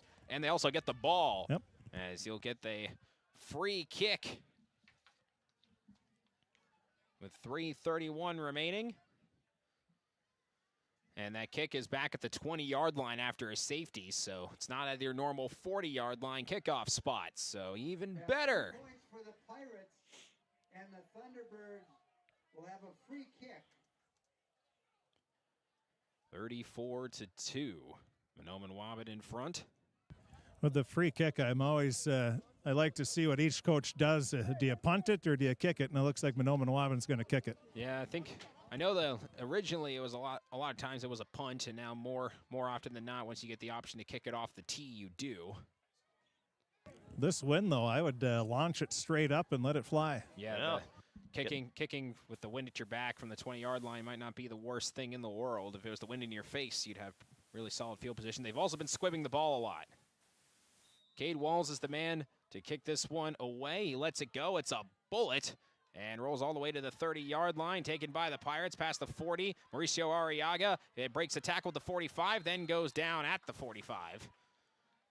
And so it'll be the own 45-yard line for the Pirates with 3:24 remaining here in quarter number 2. Stop Stop by the Thunderbirds, number 64, Chase Herlick. Pirates Chase have it Herlick brings first him down. and 10 Juan at Ramirez the will come off Pirates, for 45. the Pirates. They'll continue to move lots of linemen around. That'll be first down on the 45. Well, they didn't punch it in from 4th and goal on the 1, yet they still technically didn't walk away empty-handed. It just took a play later to get some points on the board. Now they're looking to get back towards the end zone. Man in motion, trying to fake with some misdirection and hand it off straight ahead. And not much doing there. Back to the original line of scrimmage on a straight-ahead run by Jose Arriaga. He made that 30-yard catch to set up a lot of that offense. Gets no gain on that play. For the Pirates, no gain. Second down and 10 on their own 45, coming up on 3 minutes to go here in this second quarter. Pretty sunset, starting to make their way here into Crookston as we are approaching 8 o'clock on this Friday night. Tate Hamry under center, one wide receiver on each side.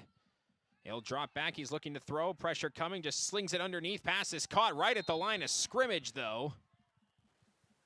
And there's not going to be much there. They might get a yard out of that. Well, yeah, there'll be no gain on that one, too. And trying to, yeah, it's Knudsen who made that catch, I believe. For no gain. He made the grab. He was just licked. Just completely decked. Tackled by the Thunderbirds, number I give him credit for hanging on to that. I mean, that could have very been easily a fumble. Well, if he got hit that early, it would have been an incomplete pass. So it was good work to hanging on to that. Third down and 10 now. 2 straight plays with no gain. Tate Hamry looking to run, bounce it outside, stiff arms a man, actually completely planted him, and Hamry's going to move ahead and get the first down. Oh, my goodness. Tate Hamry with no regard for that guy's life as he shoves him down into the turf, and they'll end up getting 11 yards on 3rd and 10 and pick up a first down. Showing off a lot of that strength, saying, get off me, bounced him off the turf, and rushed forward for 11 yards. He's a extremely physical hockey player, one of the tops on the defensive line, and he has probably the hardest shot out of anybody on that hockey team, so he can really play, and he's very physical. His hands on his hips, he's now under center. 1:25 to go here in this first half. Hamry drops back. He's looking to throw. He's going to fire it deep over the middle. Big hit pops up, and there's a flag down for that hit. And it's incomplete as the ball didn't hit the ground, but it doesn't really matter as that flag came in. They're on the backside, and penalty flag on the play. That was a huge hit. Everybody popped up, though, and was okay. Yep. Mauricio Arriaga's one down the field. Logan Abdo, he took a pretty good one on that hit, and he's kind of walking around trying to walk that off. Yep. Head contact. Ooh. That's not good. You don't want a head-to-head foul. And they did call the play incomplete. So, yep, was an incomplete pass, and then you get the penalty yardage. And I'm not entirely positive on the incomplete, though. It looked like he might have got his hands under it, but again, my eyes are terrible, so. Well, it's about as close as you could possibly call it for high school football. Mahnomen-Waubun now 6 penalties, 50 yards. Oh. They have been penalized significantly in this contest, and Crookston has the ball on the 29-yard line with 1:16 to go, looking to try and get something. Already with a few completions and moving the ball a little bit. Hamry, handoff straight ahead. Oh, yeah, I think he keeps the ball. He did, and gets dragged backwards. And slung down to the 30. He's going to lose a yard. 1 timeout left for Coach McBride. There's a loss of 1 yard on the play. 2nd down and 11. So 2nd down and 11 upcoming for for Crookston. Mahnomen-Waubun trying to stop them from scoring here. 52, Logan Abdu. 48 seconds and counting to go as Hamry gets the next play. Jackson. 2nd down and 11. Clock at 35 seconds. Hamry back under center. Waits and gets the snap. He's going to drop back, rolling out. Looks like he wants to pass, fakes it, sees an opportunity to run, takes off, breaks a tackle down the sideline. Tate Hamry again, fighting forward, and he stepped out of bounds before he cut it upfield. With 19.8 seconds to go, he surges ahead up to the 17-yard line where he'll pick up 13 and a first down. Well, unfortunately for Tate, he stepped out of bounds. Otherwise, he was just getting ready to cut it back where there was nobody there, and he might have had a touchdown. There was open field, to say the least, down there. But it's first down the 17. And now the final timeout for Coach McBride will be called, and we'll take one as well with him. 34-2, Crookston looking to get their first touchdown. We'll be back right after this here on KROX. From shoulder to hand, hips to toes, and everything in between, the Riverview Health Orthopedic Team has you covered. With advanced training and joint replacements, upper and lower extremity, spine, foot, and ankle care, you know you'll be in good hands with Drs. Spinell, Schall, Sekundiak, Stanky, Kim, and Abassi. For appointments, call Riverview Clinic at 218-281-9595. Riverview Health, exceptional people, exceptional care. Riverview Health. 34-2, Mahnomen-Waubun in front. They've been backups in since the end of the first quarter. And Crookston, with all their starters in, trying to punch it in here at the end of the half. Crookston does get the ball to start the second half, and so if they do get a touchdown and then get the ball back, you can try and slowly start to close that gap down. But if you get a touchdown, get the ball back and score again, that might also incentivize Mahnomen-Waubun to put some of their starters back in. It's first down and 10 from the 17-yard line. Resuming play, the Pirates have it first and 10 at the Thunderbirds 17. Maddox Horner is now out there, a freshman for the Pirates. Tate Hamry dropping back, rolling, looking to throw. Hamry gets hit and dropped. And brought down by Ethan Jackson. Back at the 25-yard line, he'll end up losing 8 yards, and No the clock. timeouts left. Yep, they're out of timeout, so the clock is just going to run, and it ends up ending the first half on that. Bit of a deflating way for it to end, but the first half does come to an end. Mahnomen-Waubun has a 34-2 lead over the Pirates. We will take a break, and when we come back, we'll take a look at our first half stats. We'll take a look at the Draft Sports Bar and Grill scoreboard update as well. We also got Chris Fee down there on the sidelines. He's making his way, at least trying to track down where Coach McBride is. We'll step aside and we'll see if he can run him down, and we'll be back right after this. Crookston Pirate Sports on the KROX TV, brought to you in part by Riverview Health, American Crystal Sugar Company, CHS Egg Services, Christian Brothers Ford, Grove Mechanical, Crookston Eye Clinic, Crookston Valley Co-op, Hugo's Family Marketplace, Northland Community and Technical College, the Benedictine Living Community of Crookston, Andy Omen State Farm, the Crookston School District, the University of Minnesota Crookston in the city of Crookston, all bringing you Crookston Pirate Athletics on KROX TV. You can make a sweet life right here in the Red River Valley with a career at American Crystal Sugar Company. Our shift schedule offers 14 days off per month, which gives you time for family, friends, the great outdoors, and everything else you enjoy about small-town living. Entry-level positions are available, and pay starts around $18 per hour. Apply today at crystalsugar.com and share in our sweet success. Accidents happen. Illnesses happen. When you need timely, reliable care for allergies or respiratory infections, sprains, strains, or broken bones, or urinary infections, you can count on Riverview Health. Riverview Clinic in Crookston is open 7 days a week, weekdays from 7 a.m. to 7 p.m., and weekends from 9 a.m. to 1 p.m. For appointments, call 218-281-9595. When the unexpected happens, Riverview Health is here for you. You deserve the best. Earn your degree at University of Minnesota Crookston with the best public dorms in Minnesota, ranked by niche. With over 75 programs, you'll easily find the best fit for you. In this close-knit community, you're just around the corner from your new best friends. Plus, the U of M system has the lowest cost after financial aid in the state, so you receive the best value for your education. University of Minnesota Crookston. Small campus, big degree. The best of both worlds. Ever wonder what your city government does for you? They provide police and fire protection, emergency and disaster preparation, building code and zoning enforcement, street repair, cleaning and snow plowing, curbside garbage and recycling collection, plus spring and fall cleanup weeks.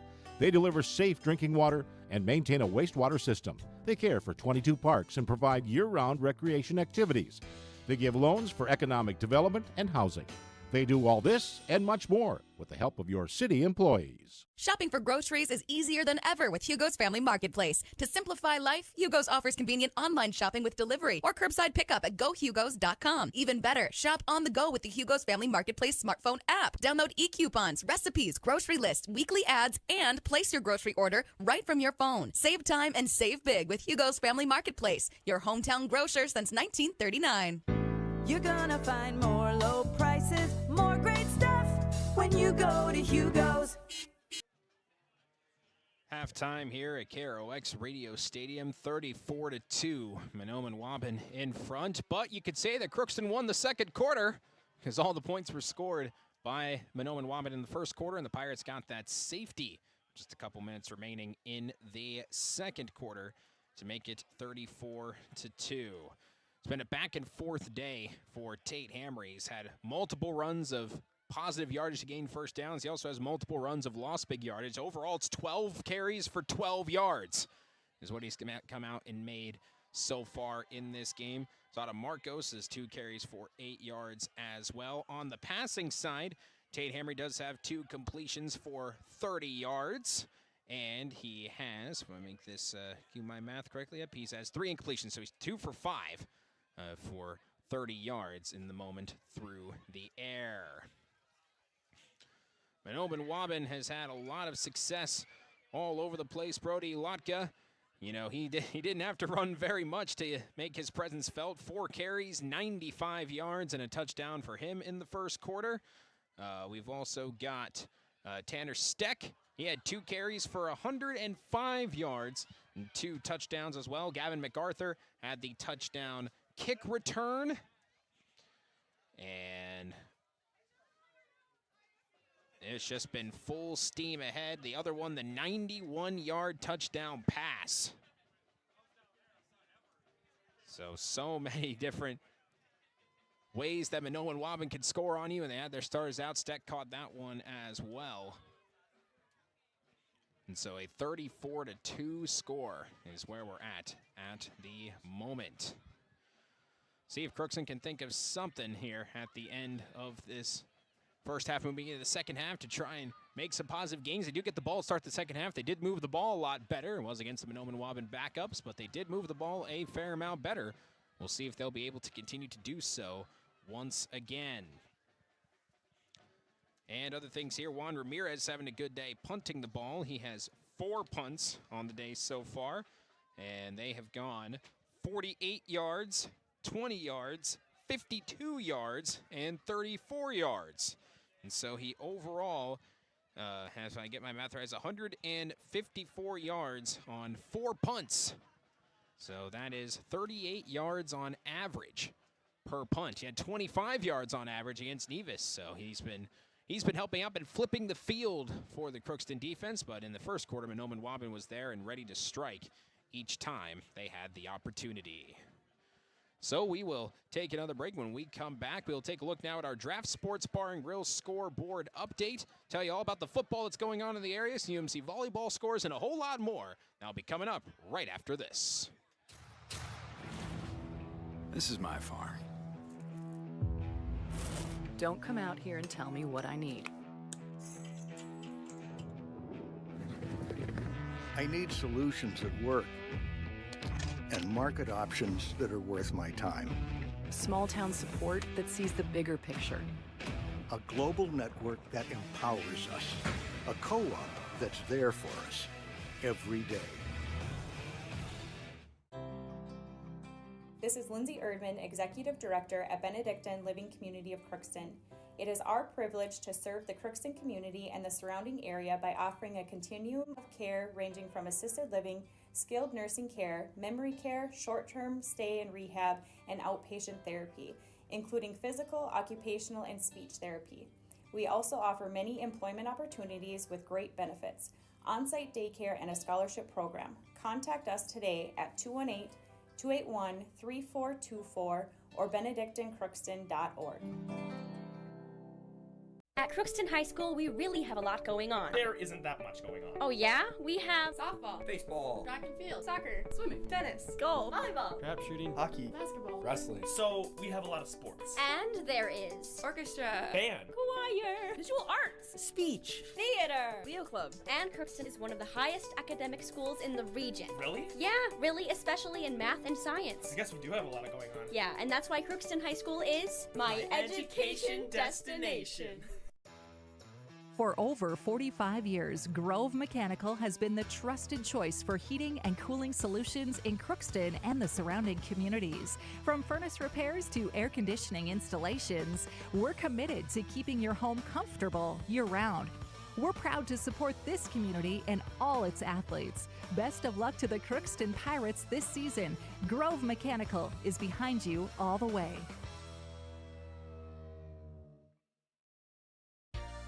For all of your automotive service needs, call Christian Brothers Ford here in Crookston. We have a service team to handle all of your vehicle's needs. Does your vehicle pull to the right or left? Call and schedule an alignment today. Proper alignment saves gas and wear on your tires. We're here to take care of your vehicle repairs and maintenance. Call Christopher or Jersey in the service department at 281-1338. Make an appointment today with the service department at Christian Brothers Ford of Crookston, where we make it easy. Back here at KROX Radio Stadium, let's take a look at our Draft Sports Bar and Grill scoreboard update. Finals we could tell you at the moment, we had Crookston girls tennis. They beat Wadena Deer Creek 5-2. So they'll be playing at the Alexandria Quadrangular tomorrow as well. So good show for Crookston girls tennis. 9-man football, Kitson County Central, they beat Stephen Argyle 26-24 in a good one. Other 9-man football, still 8-8. Between Goodridge, Grigla, and Fertile Beltrami. That third quarter is just about to get underway. Clearbrook Gonvick in front of Patrick Greenbush Middle River, 20-0. And let's see what else we have here. The Northern Freeze in front of Winnemac, 31-20 in a shootout. There's still 5 minutes left in the second quarter over there. Boston's beating Warren Alvarado Oslo, 22-6 at the half there as well. There's some of the 9-man scores. Move it over to see some single A scores here. And Lake Park Audubon all over Wadena Deer Creek 28-0 right now. And not a whole lot else coming through that we can see on the single A side. Pillager beat Thief River Falls 35-8 today. And Staples Motley, they beat Roseau 59-8. So a couple big scores there in AA. War Road in front of Hawley by 1. Hawley with the ball and a minute to go in the fourth. So War Road trying to take one away from the Nuggets there. See if they can hold on and win that game. And not a whole lot here. Barnesville in front of Pelican Rapids 24-14. Pelican Rapids with the ball and a minute remaining in the first half there as well. Just trying to maybe get some more points, trying to hang with the Trojans before the first half comes to an end. We'll also give you an update on the Minnesota Twins score, currently trailing the Kansas City Royals 2-1 in the bottom of the 6th inning there. The Royals struck first early. Twins are starting to claw their way back. UMC volleyball, they're out in New Hampshire taking on St. Anselm. It's a cool experience for those girls getting a chance to play teams they haven't really ever played before because UMC's never really gone out east. And it ends up being a 3-1 win after winning 3-2 yesterday. I'll check. Oh, yeah, I did miss that one. Yep, Perham, they beat East Grand Forks 14-7. Thank you, Chris. Giving me a score I did miss there. So, but those are pretty much all the scores that we have coming through here so far here in our Draft Sports Bar and Grill scoreboard update. The 3-minute warm-up period getting underway here to start the second half, so we'll take one more full break. When we come back, we'll have the kickoff for the second half. Mahnomen-Waubun, they lead 34-2. We'll take a break. We'll be back after this on KROX Radio and KROX TV. Hi, I'm Dr. Angie Smith, optometrist at the Crookston Eye Clinic and Foston Eye Clinic. We aim to provide high-quality products to our patients, things that we use ourselves in treating our own dry eye or coatings that we like to use on our own glasses. We offer myopia control contact lenses for children, which are soft contacts that not only correct their vision, but are designed to slow the progression of their nearsightedness. The eyes lead the body, and we are passionate about helping the eyes be safer, sharper, and faster.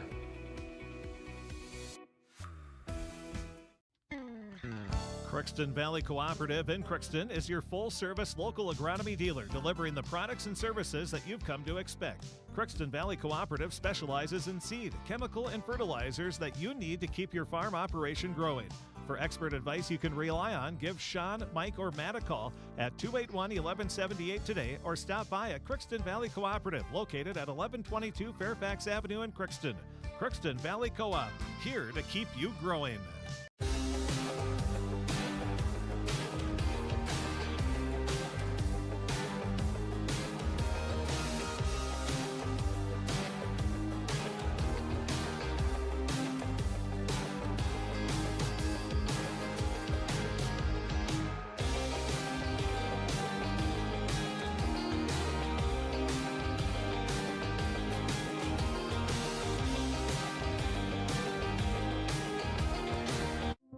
You've been waiting for a chance to do something that matters, something big without a big price tag.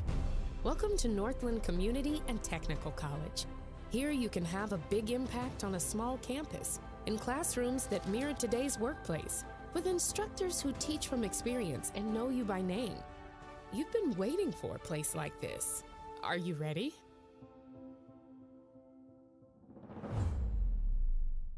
Are you an enthusiastic sports fan? Want to have fun and get in on the action? Heck, yes. That'd be awesome. Have great attention to detail? Want to stay active? Definitely. Want to give back to the student athletes in your community? Obviously, yes. Then you'd make an excellent high school sports official. We need more officials in Minnesota, because with no high school officials, there are no high school sports. Sign up today at highschoolofficials.com. Third quarter about to get started, 34-2. Mahnomen-Waubun in front. They scored all 34 of their points in the first quarter. Brought in a lot of reserves in the second quarter. We'll see if they stick with the reserve game plan. It's 34-2 now. Crookston got that safety with 3:30 to go in the second quarter. They were stuffed at the 1-yard line on 4th and goal, but then the defense stepped up where it mattered. And Ray was able to get some points on the board for the Pirates. So they will not be shut out in this contest. They also get the ball here to start the second half. So Knudsen and Blackbird will make their way out. And they will be ready to receive this one.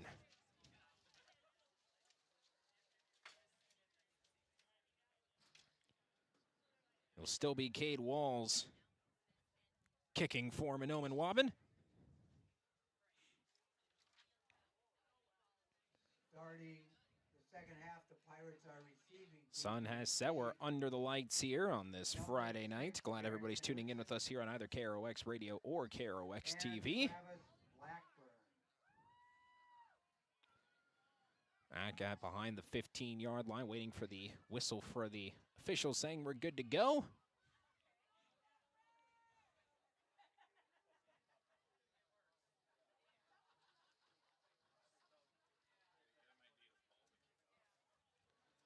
Oh yeah, we were looking out there. It's like, why aren't they ready to go? They don't have a ball. Yeah, everything's ready to go. Both teams are lined up, and everybody's looking around like, what are we waiting for here? Oh yeah, you do. You guess you do need a ball to kick off. So now they'll get one and set it on the tee, and we'll be ready to roll here in quarter number 3. Kicking off for the Thunderbirds, Cade Walls. Walls ready to kick now. Lets it go, and he'll take a bounce. And Blackbird's got the 16-yard line. Blackbird across the 20, and tries to lower his shoulder. He gets stood up at the 23-yard line. That was good closing speed there for Mahnomen-Waubun. And Xavier, the man to bring him down at the 24. So it'll be first down and 10 for the Pirates at their own 24-yard line. Pirates will have it first and 10 at their own.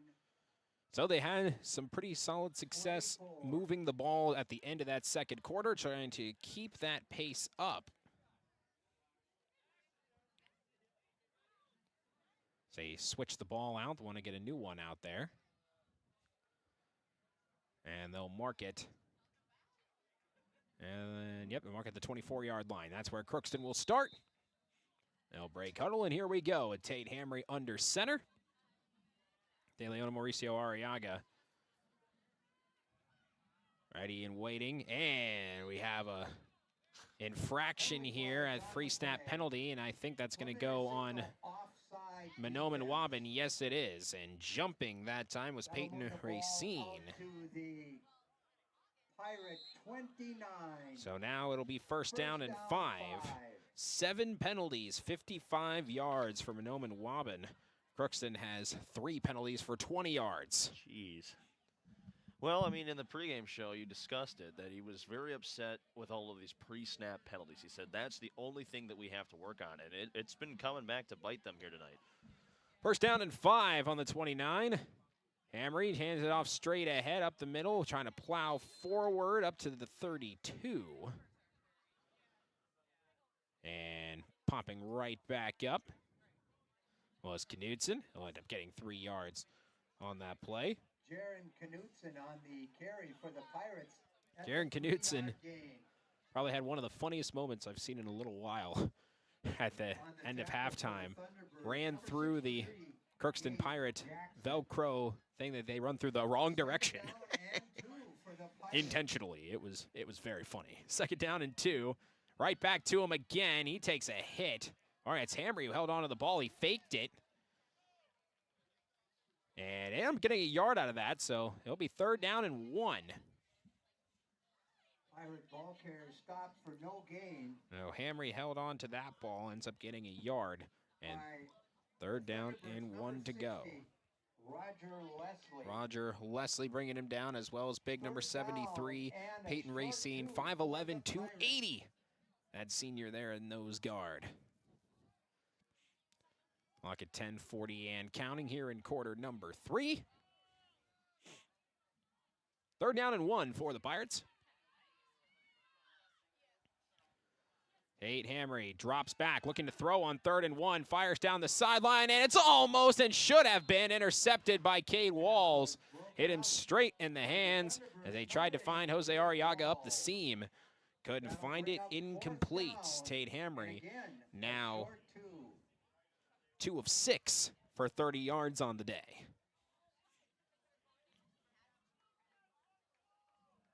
So 4th down and 1. Opportunity here to get the chains moving.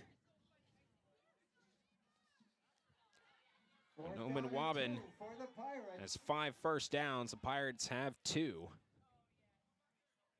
And is that a false start or offsides? It's a false start is what they're going to rule, and it'll be 4th down and 6. Tried a hard count because they've been getting pre-snap penalties on the opposite side. But now they get some on the Pirates, and it's 4th down and 6. And now here comes Juan Ramirez, and they're going to send out the punt unit. Ramirez, as mentioned, 154 yards of punts in his first 4. He's had a great game. I mean, his punts have been getting great bounces. It'll point back to that 52-yarder he had earlier in the game. He's been very solid. And again, the Pirates are not always on it with their punt personnel. They've always got either one more or one less than they need. Ramirez, clean catch. Oh, and he shanks this one straight out of bounds. And after some really solid punting, that one goes.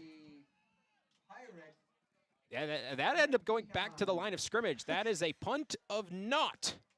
0. I think I'm going to take credit for the announcer's jinx on that one.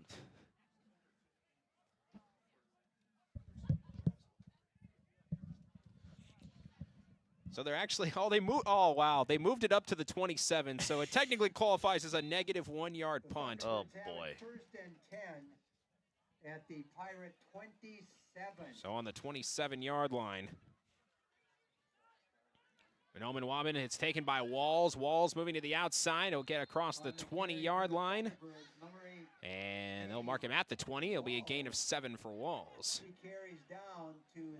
He had a rush of 3 and then lost 9 yards on an attempted carry and then ended up getting 7 yards back. So 3 carries for 1 yard for Walls. Helgeson brings him down. Second down and 3.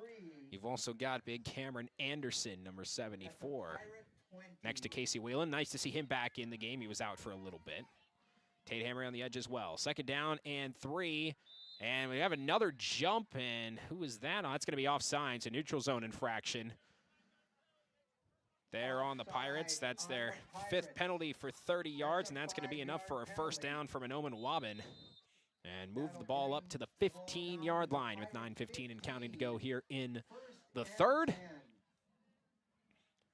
Thunderbirds looking to add some more. Drayton Tibbetts is now in the game as a slot back. He's the man in motion, and they pitch it to him. Here goes Tibbetts. Tibbetts to the 10. Tibbetts trying to get outside. Drayton Tibbetts to the pylon, and is he in? Yes, he is. Drayton Tibbetts scores from 15 yards.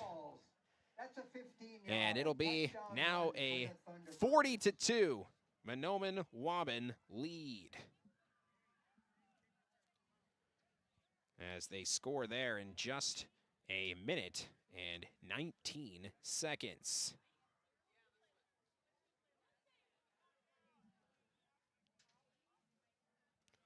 And we'll look at the lineup for the extra point as Tibbetts, the junior, 6'1", 185 pounds, makes that play.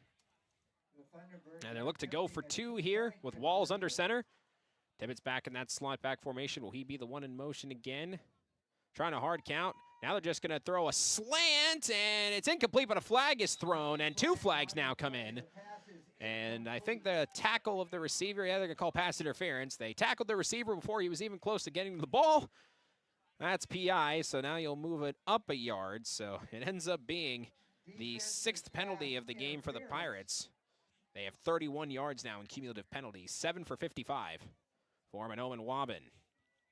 Move the ball up a yard and try it again. Going for 2. Are they going to try and throw a slant again? Under center Walls, continuing the hard count.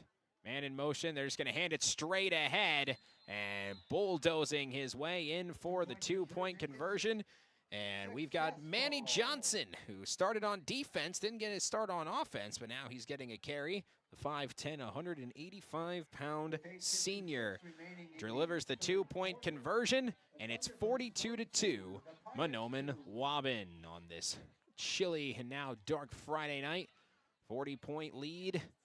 Kickoff team already back out for the Pirates, and they're trying to direct traffic again as to which direction they're supposed to be, and they're sending out Blackbird and Zada Marcos out to receive this kick. First score from Mahnomen-Waubun since the first quarter, where they put up 34, were held scoreless in the second. Some more players make their way out. Elin De Leon sending Cameron Anderson out. Still some confusion as to who's supposed to be where. They have 11 guys out there. De Leon was actually supposed to be returning, so they're going to send him back with Blackbird.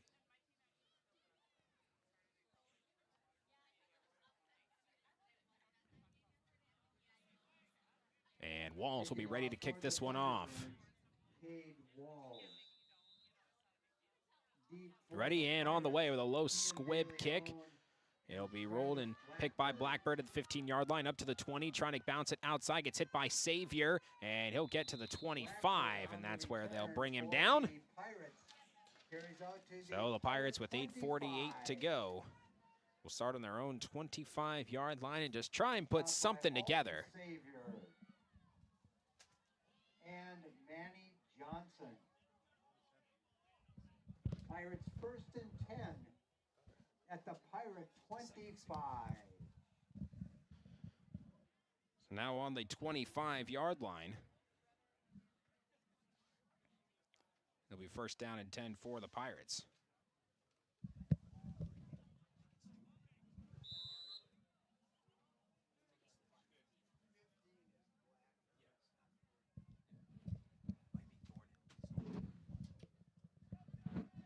this one straight ahead. And get this one started, it'll be a 5-yard carry there. Knutson again. Starting to get more touches.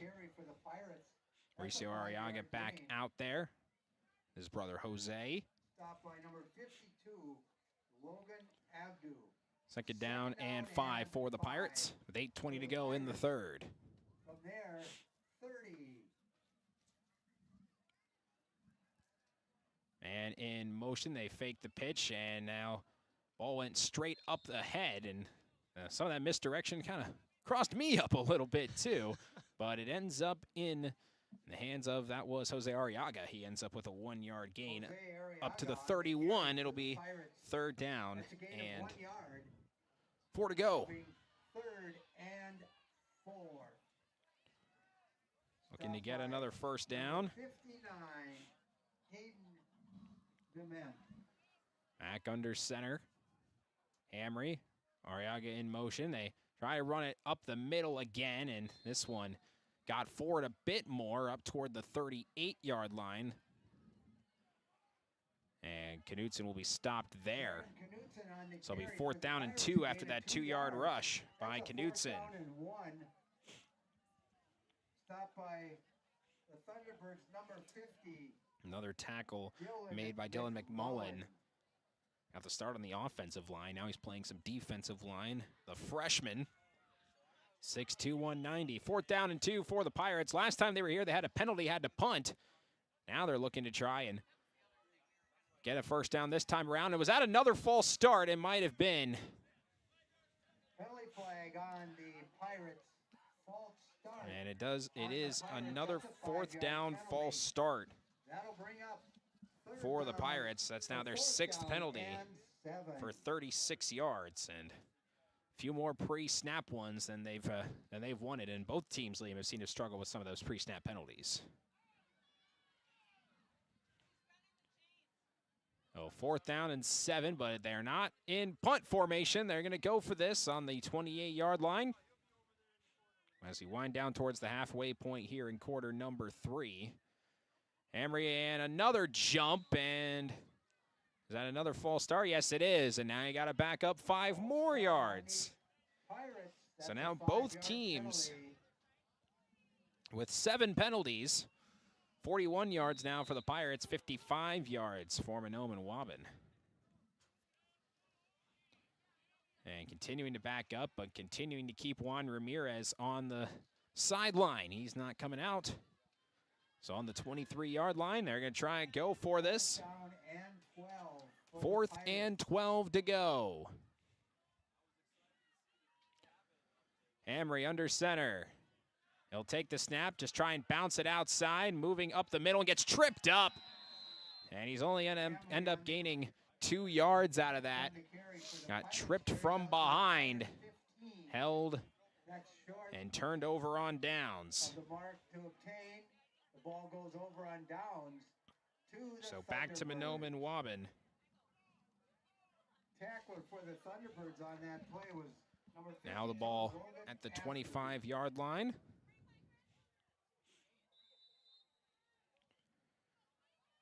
And here we go, 5:55 to go. Cade Walls back under center once again. Sprinting another defensive lineman out there now are the Pirates. Tibbetts in motion. Walls will hand it off straight ahead, up the middle, and falling forward close to a first down. For Mahnomen-Waubun, Manny Johnson. He'll end up with 11 yards there.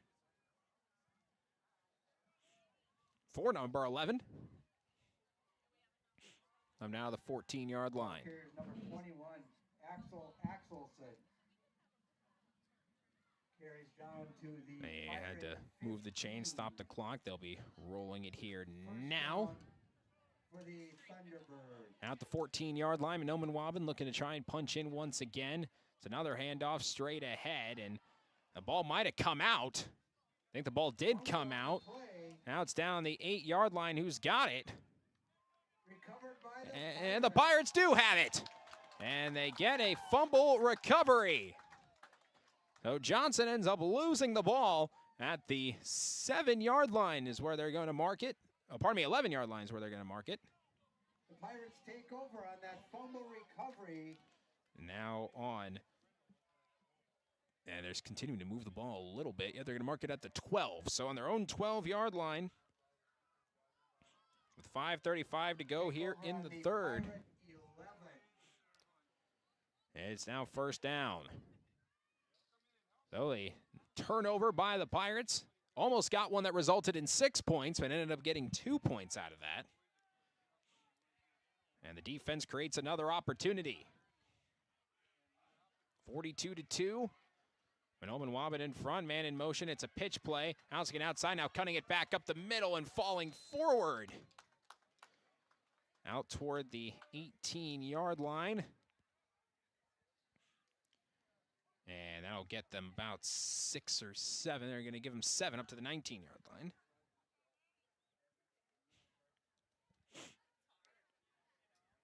Second down and 4. They did mark at the 18, so yep, second down and 4.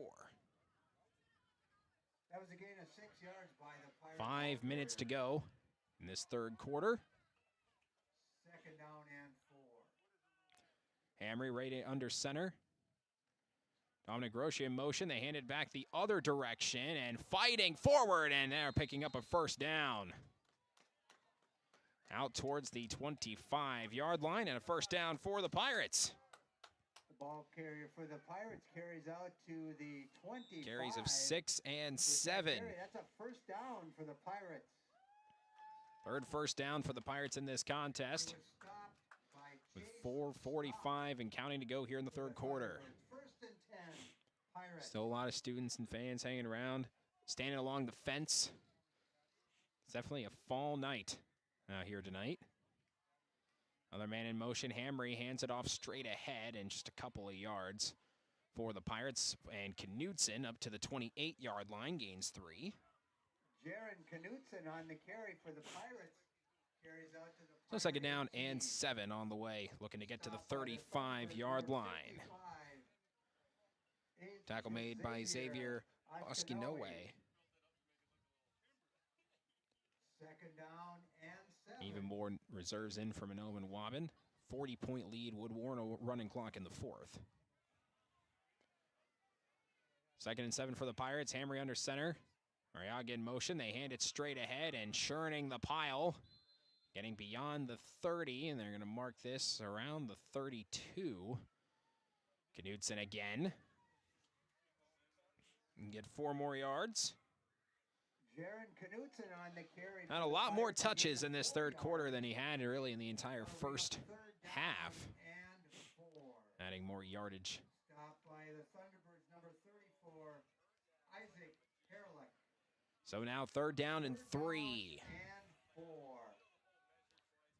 With 3:15 remaining. Hamry takes the snap, tries to hand it off up the middle, and they might have got there, and I think they did. That'll be the second first down on the drive for the Pirates. Knutson just churning his legs. And the Pirates pick up the first. Jaron Knutson on the carry. That's a gain of 4 yards and another Pirate first down. So reset the chains with under 3 minutes to go on the 35-yard line. On the stop for the Thunderbirds, Hayden Clement. Here's Hamry, man in motion. Just continuing to pound it up the middle, and upended was Knutson as he tried to break free, but he gets 3 more yards up to the 38. He's touched the ball the last 4 times. He's just been following the ideology of chunky yards each play. His last 4 carries, 3 yards, 4 yards, 3 yards, 3 yards. That's been enough. That's all you need. As we wind down here to 2 minutes in the third. Second down and 7 yards to go. They need their own 45 for the first. This is already the 7th play of this drive. Jose Arriaga in motion. They pitch it to him. That was read beautifully by Mahnomen-Waubun. Still able to cut it upfield and get back to the original line of scrimmage. But no gain on the play. It'll be third down and 7. Pirate ball carrier Jose they'll take Knudsen out. He'll take a much-deserved rest after all those carries he had. Thunderbird tackler was Casey Weiland again is off on the sideline. Now looking at his leg. at the Pirate 39. 3rd and 7. On the 38-yard line, for the Pirates. Hamry under center. One wide receiver on each side. Takes the snap, hands it off, and that got nothing going. And that ball might have come out. And it did, and Mahnomen-Waubun's going to come away with it. And Zanta Marcos lost that fumble. Take over on the Pirate 37. And turnover back to Mahnomen-Waubun.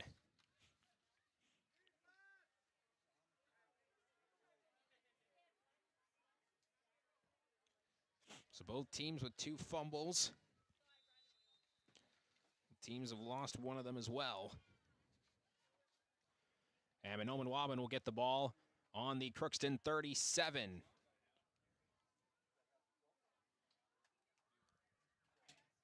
With 1 minute, 8 seconds to go in quarter number 3. And they'll just hand it off straight ahead and churning the legs and dragging defenders. Up and forward. Walls on the carry for the Thunderbirds. Carries down to Walls kept that to the 30. It'll be a gain of 7 on that play. Back-to-back carries for Walls. Goes 7 yards. They have 4 carries for 8. Back at the line of scrimmage, under 40 seconds to go here in this 3rd quarter. And up the middle, and Tibbetts will get the first down. Walls on the carry for the Thunderbirds. Carries down to the 23 yards there. 22.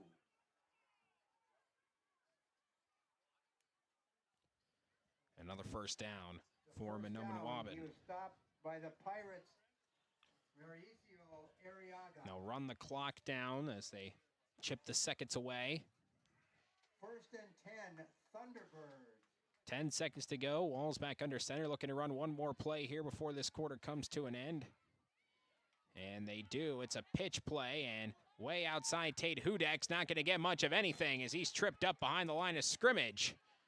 And a nice play by Mauricio Arriaga, and that's how this quarter comes to an end with a 2-yard loss. That goes the way of Tate Hudek. We will take a break now as we are through 3, 42-2. Mahnomen-Waubun in front of the Pirates. We will take a break, and we'll be back right after this here on both KROX Radio and KROX TV. Crookston Pirate Sports on the KROX TV, brought to you in part by Riverview Health, American Crystal Sugar Company, CHS Egg Services, Christian Brothers Ford, Grove Mechanical, Crookston Eye Clinic, Crookston Valley Co-op, Hugo's Family Marketplace, Northland Community and Technical College, the Benedictine Living Community of Crookston, Andy Omen State Farm, the Crookston School District, the University of Minnesota Crookston in the city of Crookston, all bringing you Crookston Pirate Athletics on KROX TV. From shoulder to hand, hips to toes, and everything in between, the Riverview Health Orthopedic Team has you covered. With advanced training and joint replacements, upper and lower extremity, spine, foot, and ankle care, you know you'll be in good hands with Drs. Spinell, Schall, Sekundiak, Stanky, Kim, and Abasi. For appointments, call Riverview Clinic at 218-281-9595. Riverview Health, exceptional people, exceptional care. Riverview Health. Here we go now. Can you hear me? Yes, I can. We definitely have Chris Fee down there. We can hear him just fine. As here is the first snap here of the 4th quarter, and that's going to keep rolling up ahead. And another big gain as Cade Walls will move it up to the 12-yard line. A 13-yard gain and a first down for Mahnomen-Waubun. That's the first down for the Thunderbirds. Looking to punch another one in if they get a touchdown, a 2-point conversion. They would end up with a 50 spot. They scored 41 against Walker Hackensack Akeley. And 42 so far today. And they'll hand it off straight ahead. And pounding it forward. Out of the 5-yard line, and Hudek started with that one, gain of 7 yards. 2 carries for 5 now for Hudek. Second down and 4 for the Thunderbirds at the Pirate 7. They gave him 6 on that, so it'll be second down and 4 on the 6. Walls waiting under center. And in motion, straight ahead, churning the legs and getting close to the goal line. That should be enough for a first down, I believe. I would wager that that is really close. It might be just shy. Yeah, shy by a half yard. On that carry by Manny Johnson. Walls on the carry for the Thunderbirds. So it'll be third down now and a short one. Outside the Pirate 3, it's a third down and a short one. 10:20 to go in this one. Walls under center. Hands it off straight ahead and powering forward and into the end zone. Goes Mahnomen-Waubun. And they pound it straight in and get the touchdown. And it's now a 48-2 lead. And the clock continues to run in our running clock format. And Keenan Goodwin was there for that one. Extra point attempt. So they'll look to kick here. Goodwin, who just scored that one.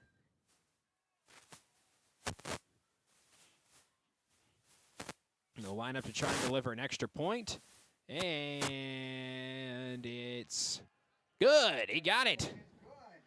And Mahnomen-Waubun happy about that. They're letting a bunch of different players try out, just kicking the ball and see what happens here. And that's exactly what's going on. So it's now 49-2 in favor of Mahnomen-Waubun. The clock continues to run. We're down to 9-10 and counting to go in this one. It was 34-0 at the end of the first quarter, and then 2-0 Crookston as they scored on a safety. Gave up 1 touchdown in the third, and then one to go here in the fourth. So all sorts of positive momentum moving the way for Mahnomen-Waubun. They're continuing to move the ball the way they should and continue to run the clock down. Here we go now into the next kickoff with 8.5 minutes to go.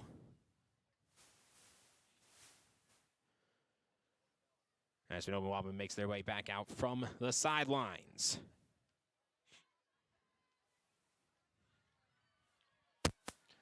With 8:15 and counting to go now. On the way, on a shoreline drive, hops to the 20-yard line and bounces back toward the 16 where Blackburn's got it, trying to turn it upfield, gets up to the 30, definitely turning upfield and gets lit up at the 38-yard line. Ethan Jackson hit him there, but that was arguably one of the last men he had to beat to get high and get some significant yardage. Blackburn on the return for the Pirates. That's a 20-yard. So moving it up to the 38-yard line is where the Pirates will start. Thunderbirds number 86.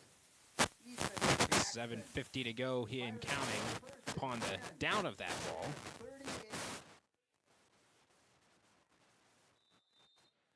And see what we have here. Is they blew a whistle. Yep, they are making another switch in personnel. Well, we've kind of seen that from Crookston all tonight and even last week at Nevis. Just having some personnel issues on the line. Trying to move some guys around, put them in the proper places. As this one up the middle is not going to amount to much on that carry.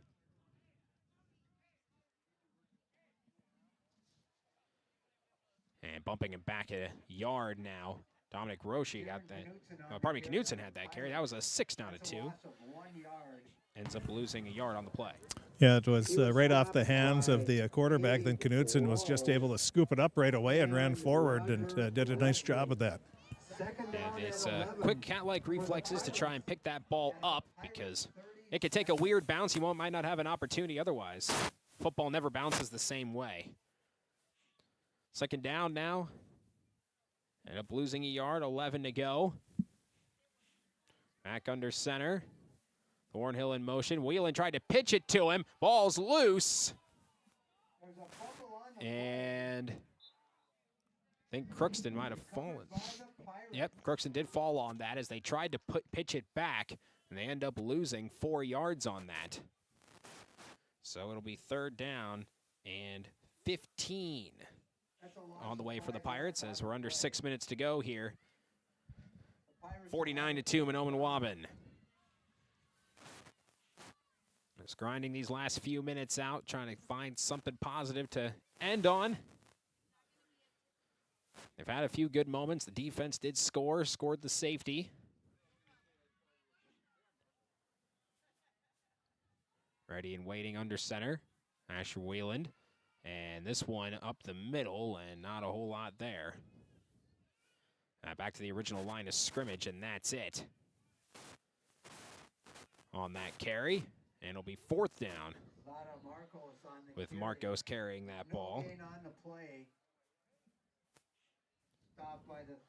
It'll be fourth down and 15. Tate Hamry is back into the game as they continue to exchange some offensive linemen. 4:50 to go here. On the 33, fourth down, 15. It'll be punt formation. Juan Ramirez counting to make sure everybody's there. Good job there by Juan. Takes the snap and steps into a much better punt than his last one. And takes a nice bounce out to about the 33-yard line. And that's going to get him. They're going to mark it at the 32, 35-yard punt. That's a 40-yard punt with no return. Thunderbirds take over first and 10. So the Thunderbirds will get the ball with 4:10 to go on their own 32-yard line. Don't need to run anything too crazy. The clock is continuing to run. It's now back-to-back games with 6 punts for Juan Ramirez. As the Mahnomen-Waubun reserves have been in since the second quarter, will come in once again. First down and 10 on the 32. We have another reserve quarterback and straight up the middle for a gain of 11. And a first down for Mahnomen-Waubun as they gave that ball to Gabe Demir. Great name. There's no bias there at all. I don't know, Gabe. You might be a tiny bit biased here, eh? Demir is a good name. I served Chris up a softball. You never should do that. Other quarterback in the game, Chase Stock. Number 10, the third quarterback to come in and play. It was a 12-yard gain there for Demir. They give it right back to him again, and powered by whichever name you'd like to choose. I'm confident in which name I believe is giving him the power. Moves him up to a gain of 6, and it's 18 yards on 2 carries. That's a gain of 7 yards. The thing I like, you see after he runs the ball, he gives the ball is gone, then he gets right up, and then he hustles right back to the huddle. No, that's great. That's how you play the game, especially when you're in trying to get some extra minutes down the road. Yeah, coaches recognize that. People notice that, and they don't want you falling around if you can as they give it straight ahead again and grabbed initially and dragged back, but forward progress will give the first down to Demir. And he'll end up with 5 more. He's got 21 yards on 3 carries as we are approaching 2 minutes. Well, if it's not broke, don't fix it. I figure they'll give it right back to him.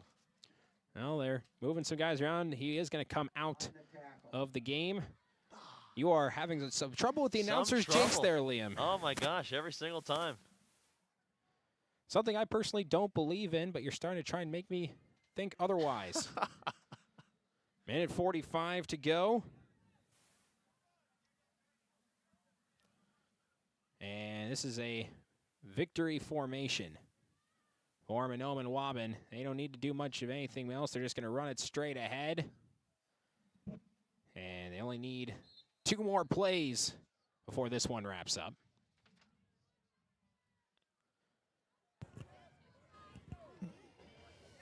gain of 4 up to the 41.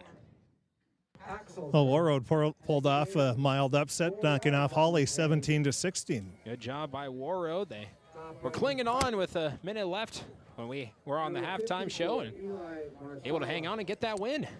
Fertile-Beltrami and Goodrich-Grigla tied at 14. Oh boy, that might have overtime written on it, as that's another one straight up ahead and up to about the 38-yard line. And really, you only need to run one more play if you're Mahnomen-Waubun. And that one that time, Mason Drinkwine, who had that carry. I don't know if I should be listening to what his last name is telling me to do. Well, at least maybe once I leave here tonight. As 30 seconds to go, he's had the last 2 carries. He's gotten 6 yards out of them. And now they'll take a knee. And with 20 seconds remaining, the rest of the clock will wind down, and that's how this game will come to an end. All Mahnomen-Waubun today, 34 points in the first quarter, and they did not look back. 49-2. They take down the Crookston Pirates, improved to 2-0 on the year, and Crookston falls to 0-2. We will take a break, and when we come back, we will have our Riverview Health post-game show. We'll take a look at some final stats, the Draft Sports Bar and Grill scoreboard update once again. We'll talk with Coach Jim McBride as well. That'll all be coming up right after this. Final score, it was Crookston falling to Mahnomen-Waubun, 49-2. Hi, I'm Dr. Angie Smith, optometrist at the Crookston Eye Clinic and Foston Eye Clinic. We aim to provide high-quality products to our patients, things that we use ourselves in treating our own dry eye or coatings that we like to use on our own glasses. We offer myopia control contact lenses for children, which are soft contacts that not only correct their vision, but are designed to slow the progression of their nearsightedness. The eyes lead the body, and we are passionate about helping the eyes be safer, sharper, and faster.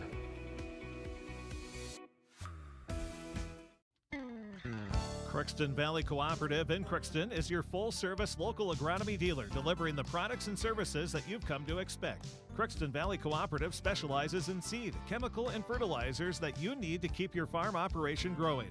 For expert advice you can rely on, give Sean, Mike, or Matt a call at 281-1178 today, or stop by at Crookston Valley Cooperative, located at 1122 Fairfax Avenue in Crookston. Crookston Valley Co-op, here to keep you growing.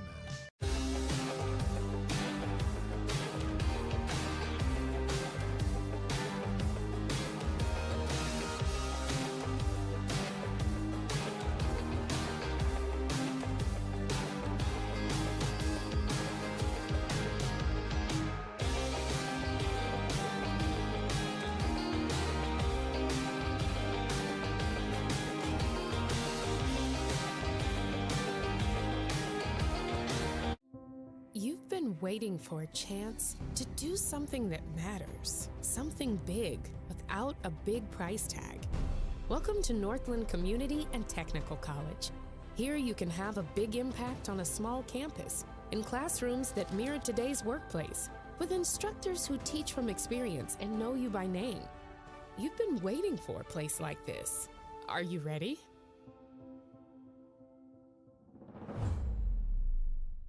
Are you an enthusiastic sports fan? Want to have fun and get in on the action? Heck yes, that'd be awesome. Have great attention to detail? Want to stay active? Definitely. Want to give back to the student athletes in your community? Obviously, yes. Then you'd make an excellent high school sports official.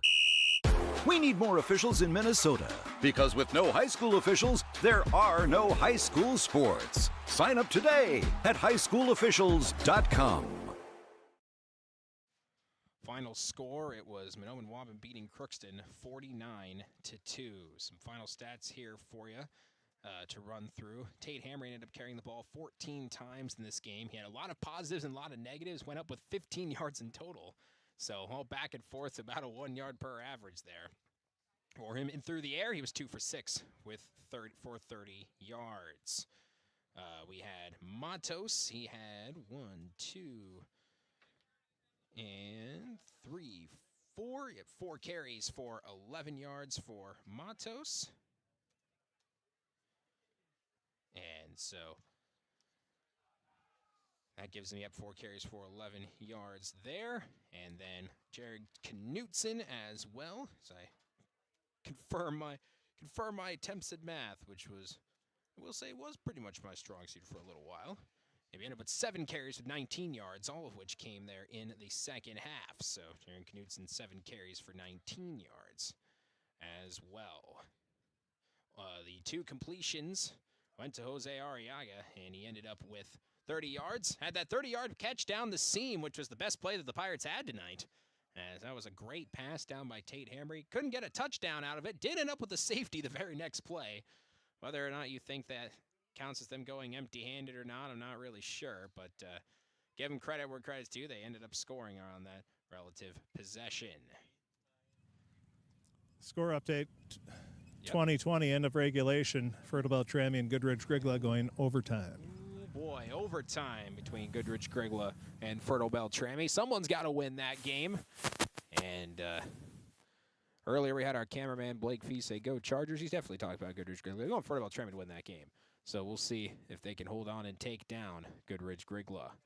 2020, the score there right now. And I think... yeah, so that's where it stands at 2020 in that game. We'll be running through some more scores on our Draft Sports Bar and Grill scoreboard update as well. Chris Fee's down there on the sideline. No, initially I thought he was going to pull somebody over. Might have to get a little closer here. I'm here with the head coach of the Mahnomen-Waubun Thunderbirds, Coach John Clark. And Coach came out, you set the tone right away. Yeah, electric start for us. You know, and run you open and kick up back, and that gives you a big boost of energy. And then I thought our kids, we were a little disappointed in our effort last week, and I thought our first group really made a point that wasn't going to happen again this week, and we kind of blitzed them there to start that first quarter, and it's kind of snowballed on them, and you know, so I credit our kids, and I credit Crookston kids because you know, they got blitzed there, and they could have easily given up and rolled over, but I thought they played very tough second, third, and fourth quarter.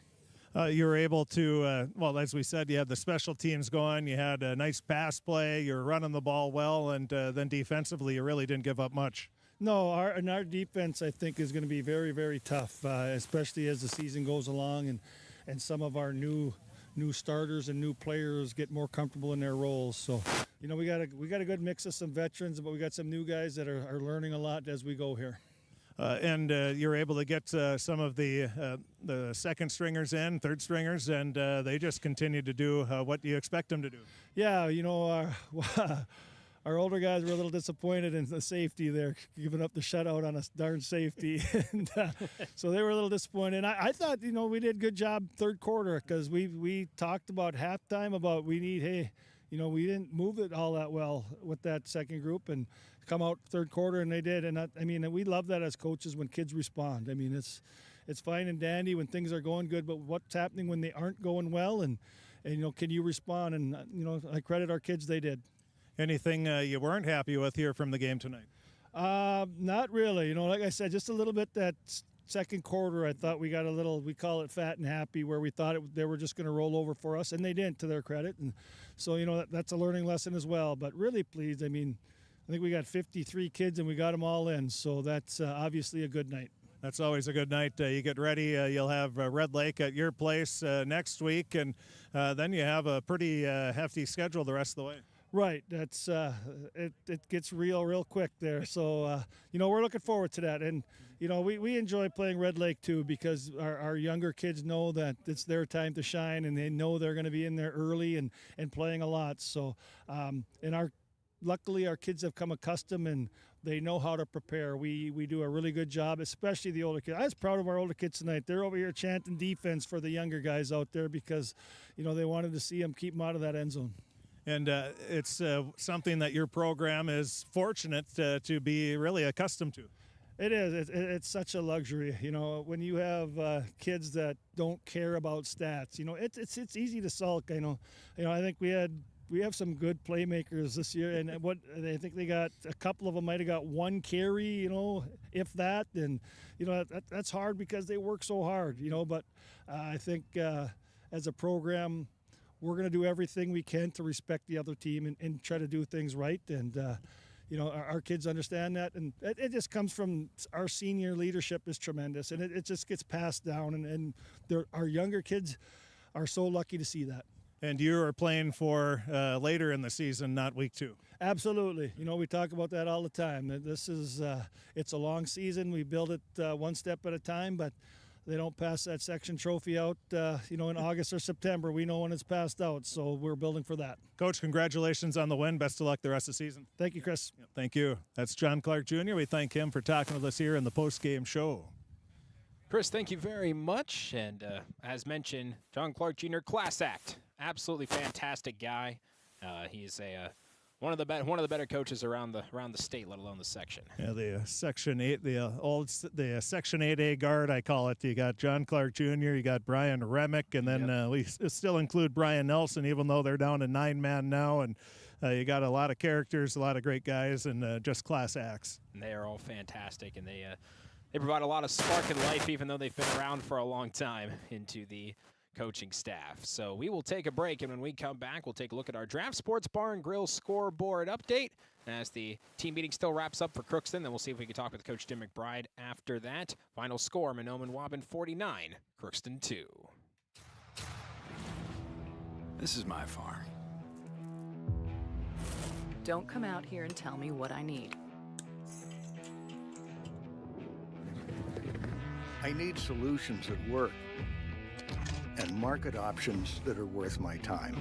Small town support that sees the bigger picture. A global network that empowers us. A co-op that's there for us every day. This is Lindsay Erdman, Executive Director at Benedictine Living Community of Crookston. It is our privilege to serve the Crookston community and the surrounding area by offering a continuum of care ranging from assisted living, skilled nursing care, memory care, short-term stay and rehab, and outpatient therapy, including physical, occupational, and speech therapy.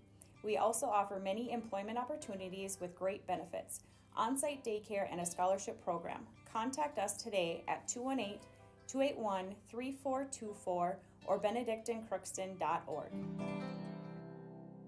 At Crookston High School, we really have a lot going on. There isn't that much going on. Oh yeah? We have softball, baseball, track and field, soccer, swimming, tennis, golf, volleyball, trap shooting, hockey, basketball, wrestling. So we have a lot of sports. And there is orchestra, band, choir, visual arts, speech, theater, Leo Club. And Crookston is one of the highest academic schools in the region. Really? Yeah, really, especially in math and science. I guess we do have a lot going on. Yeah, and that's why Crookston High School is my education destination.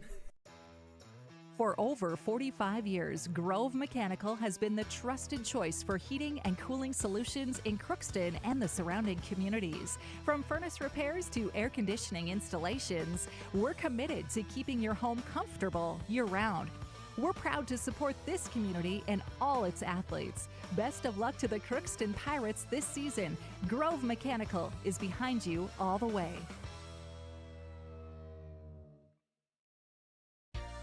For all of your automotive service needs, call Christian Brothers Ford here in Crookston. We have a service team to handle all of your vehicle's needs. Does your vehicle pull to the right or left? Call and schedule an alignment today. Proper alignment saves gas and wear on your tires. We're here to take care of your vehicle repairs and maintenance. Call Christopher or Jersey in the service department at 281-1338. Make an appointment today with the service department at Christian Brothers Ford of Crookston, where we make it easy.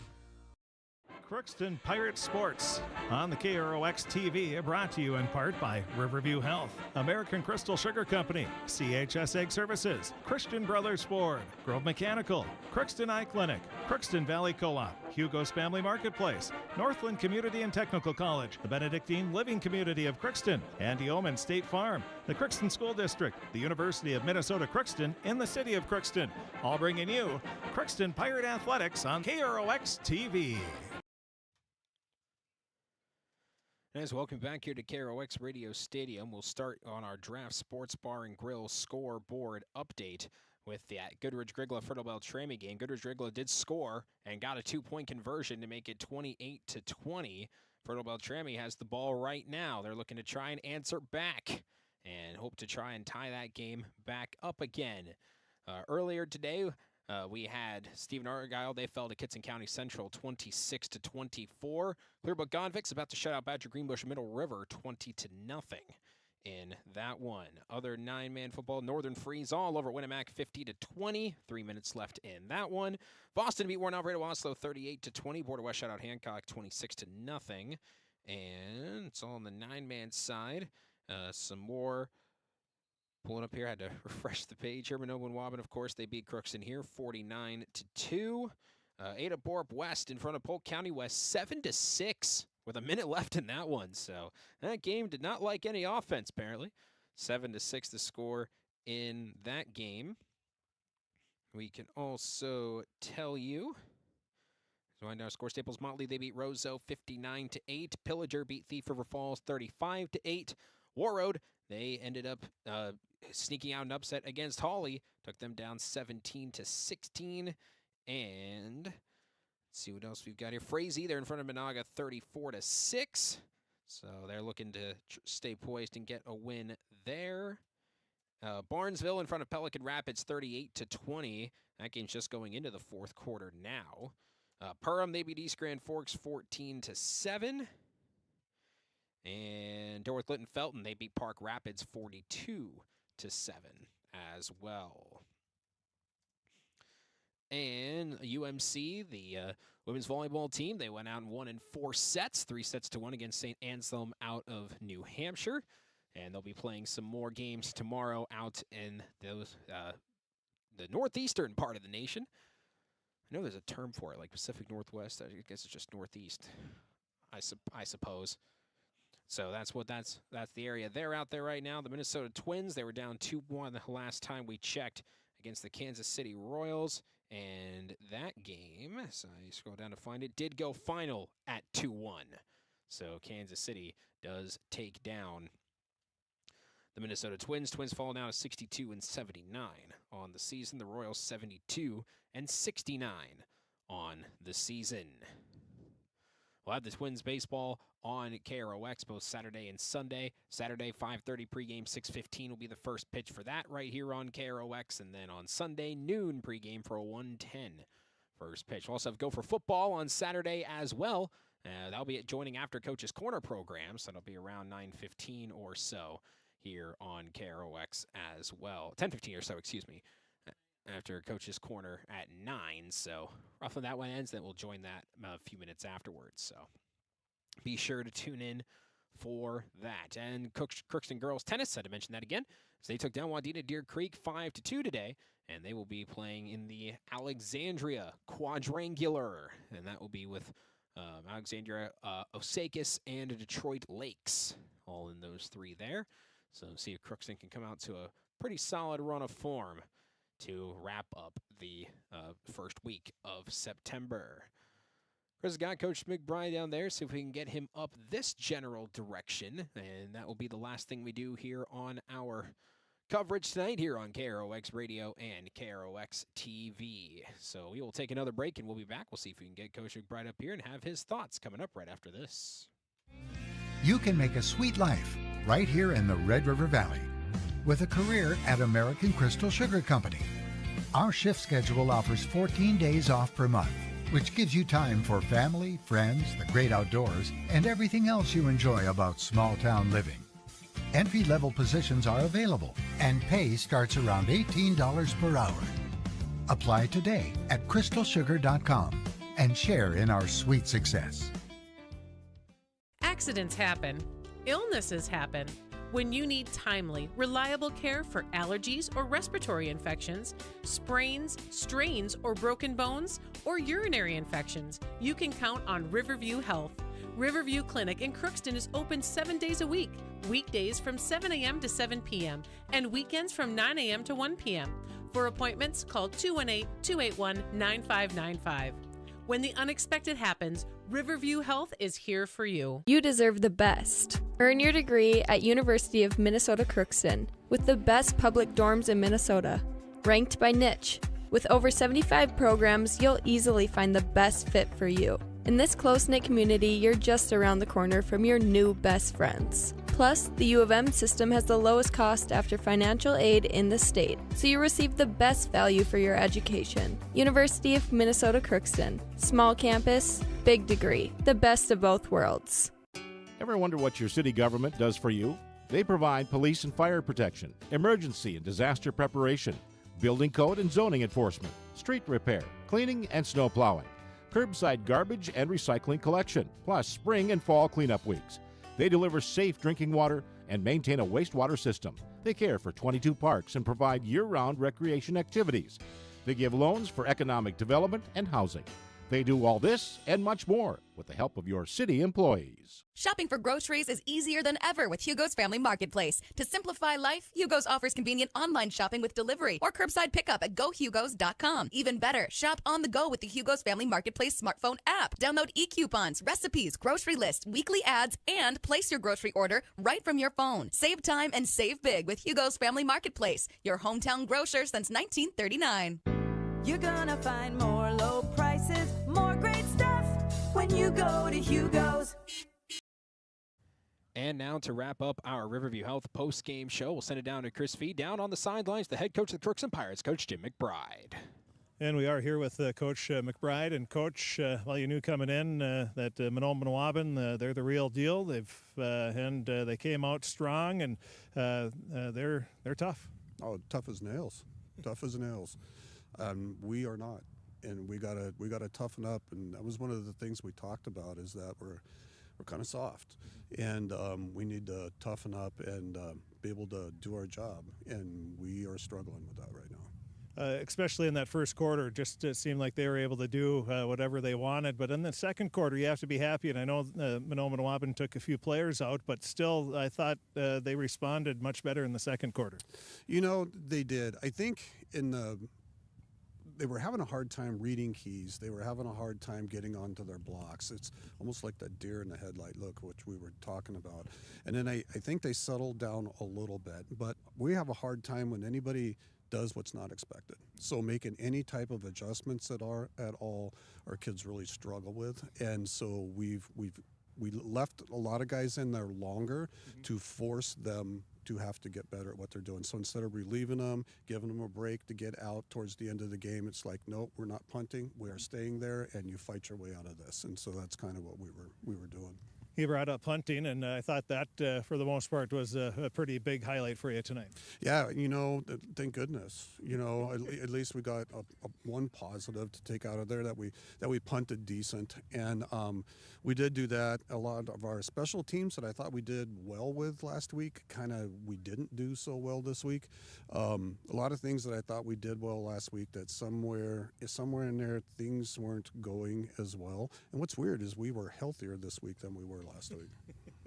And Mahnomen-Waubun, I mentioned this, they were bigger, and almost their running backs and quarterback were bigger than I think anybody on your team other than Tate. And obviously that's going to be tough, especially when they're as hard-nosed as they are. Yeah, we need to figure out how to get whatever there's in their water and get a pipeline ran up here with a drinking fountain at the schools. We need to do that. That sounds good. I'm sure all the rest of the coaches would like that as well. But overall thoughts on the game? Obviously a tough loss here against a very good Mahnomen-Waubun team, but any positives that you did take away? Yeah, I think, you know, we knew that going into the season, the first two games are going to be our toughest. I think Nevis was ranked 10 and Mahnomen 13, I believe. So you got two top teams in the state that we had to play in the very beginning. So, you know, sometimes steel sharpens steel, and so I think if these are the two toughest teams we see going out, not saying the other teams aren't tough or coach well, I'm not saying at all, but these two teams were exceptionally tough. I think that helps them to kind of gauge themselves where we need to be as a culture and as going forward, you know, what it's going to take, what that level is that we need to be at. Yeah, see how those two teams do it, how they prepare and how they go about it, and steal it from them. Well, you know, kind of some of that mentality. You know, I spent quite a bit of time down in Salina, Texas, and you could be around that culture and that winning culture. I think they got 8 or 9 state championships down there, and I always think that's important important that they can see that. Anytime you can get exposed to that, the way they do things, why they do the things that they do is really important. And the guys are starting to, I mean, they understand the hows and whys a little bit, and we started running the same stuff down at the 7th and 8th grade this year also, and trying to get that whole culture built up, coming up all the way through. That's why we wanted JV games and stuff so they can compete, and we got one on Monday. So we're looking at it like a real long-term thing, but not wanting to sacrifice our guys that have been here and worked hard too. And as far as the team goes, it seemed like there's a few minor injuries, but nothing major? No, we didn't have anything major out of this one. I know Casey, he got his knee a little bit. I think Jose, he got his shin whacked a little bit, a couple little cuts and stuff like that. But I think overall, Tate might have got his ankle, but I think he got it taped up and it was feeling better. But overall, like team-wise, I think we did pretty good. Well, Coach, hopefully it'll be a good week of practice getting ready for the game next week, and best of luck. Well, they're starting tomorrow morning, so it'll be a long week, Coach. Sir. So we're already starting. We're not letting up. We're getting after it. Well, Coach, thanks for talking with us, and hopefully it'll be a great week. You bet. Thank you. Thank you. Now back up to you guys. That's Coach McBride. Thank you very much. And that wraps up pretty much everything we had here. We'll also just real quick see if there's any change in that Fertile Beltrami Goodrich Grigla game before we turn things and wrap things up in 9-man football. It did go the way of Goodrich Grigla. They stopped Fertile Beltrami on a 2-point conversion in overtime. And Goodrich Grigla wins 28-26. So Fertile Beltrami, state champion Fertile Beltrami, starts the year 0-2. Don't know how many people would have expected that, but that's how it goes. That's how we wrap things up here on this Friday night. For all of you who tuned in on KROX Radio or KROX TV, we thank you very much. And our next local sports coverage will be back again on Monday. Thank you very much for listening. Hope everybody has a fantastic rest of your weekend.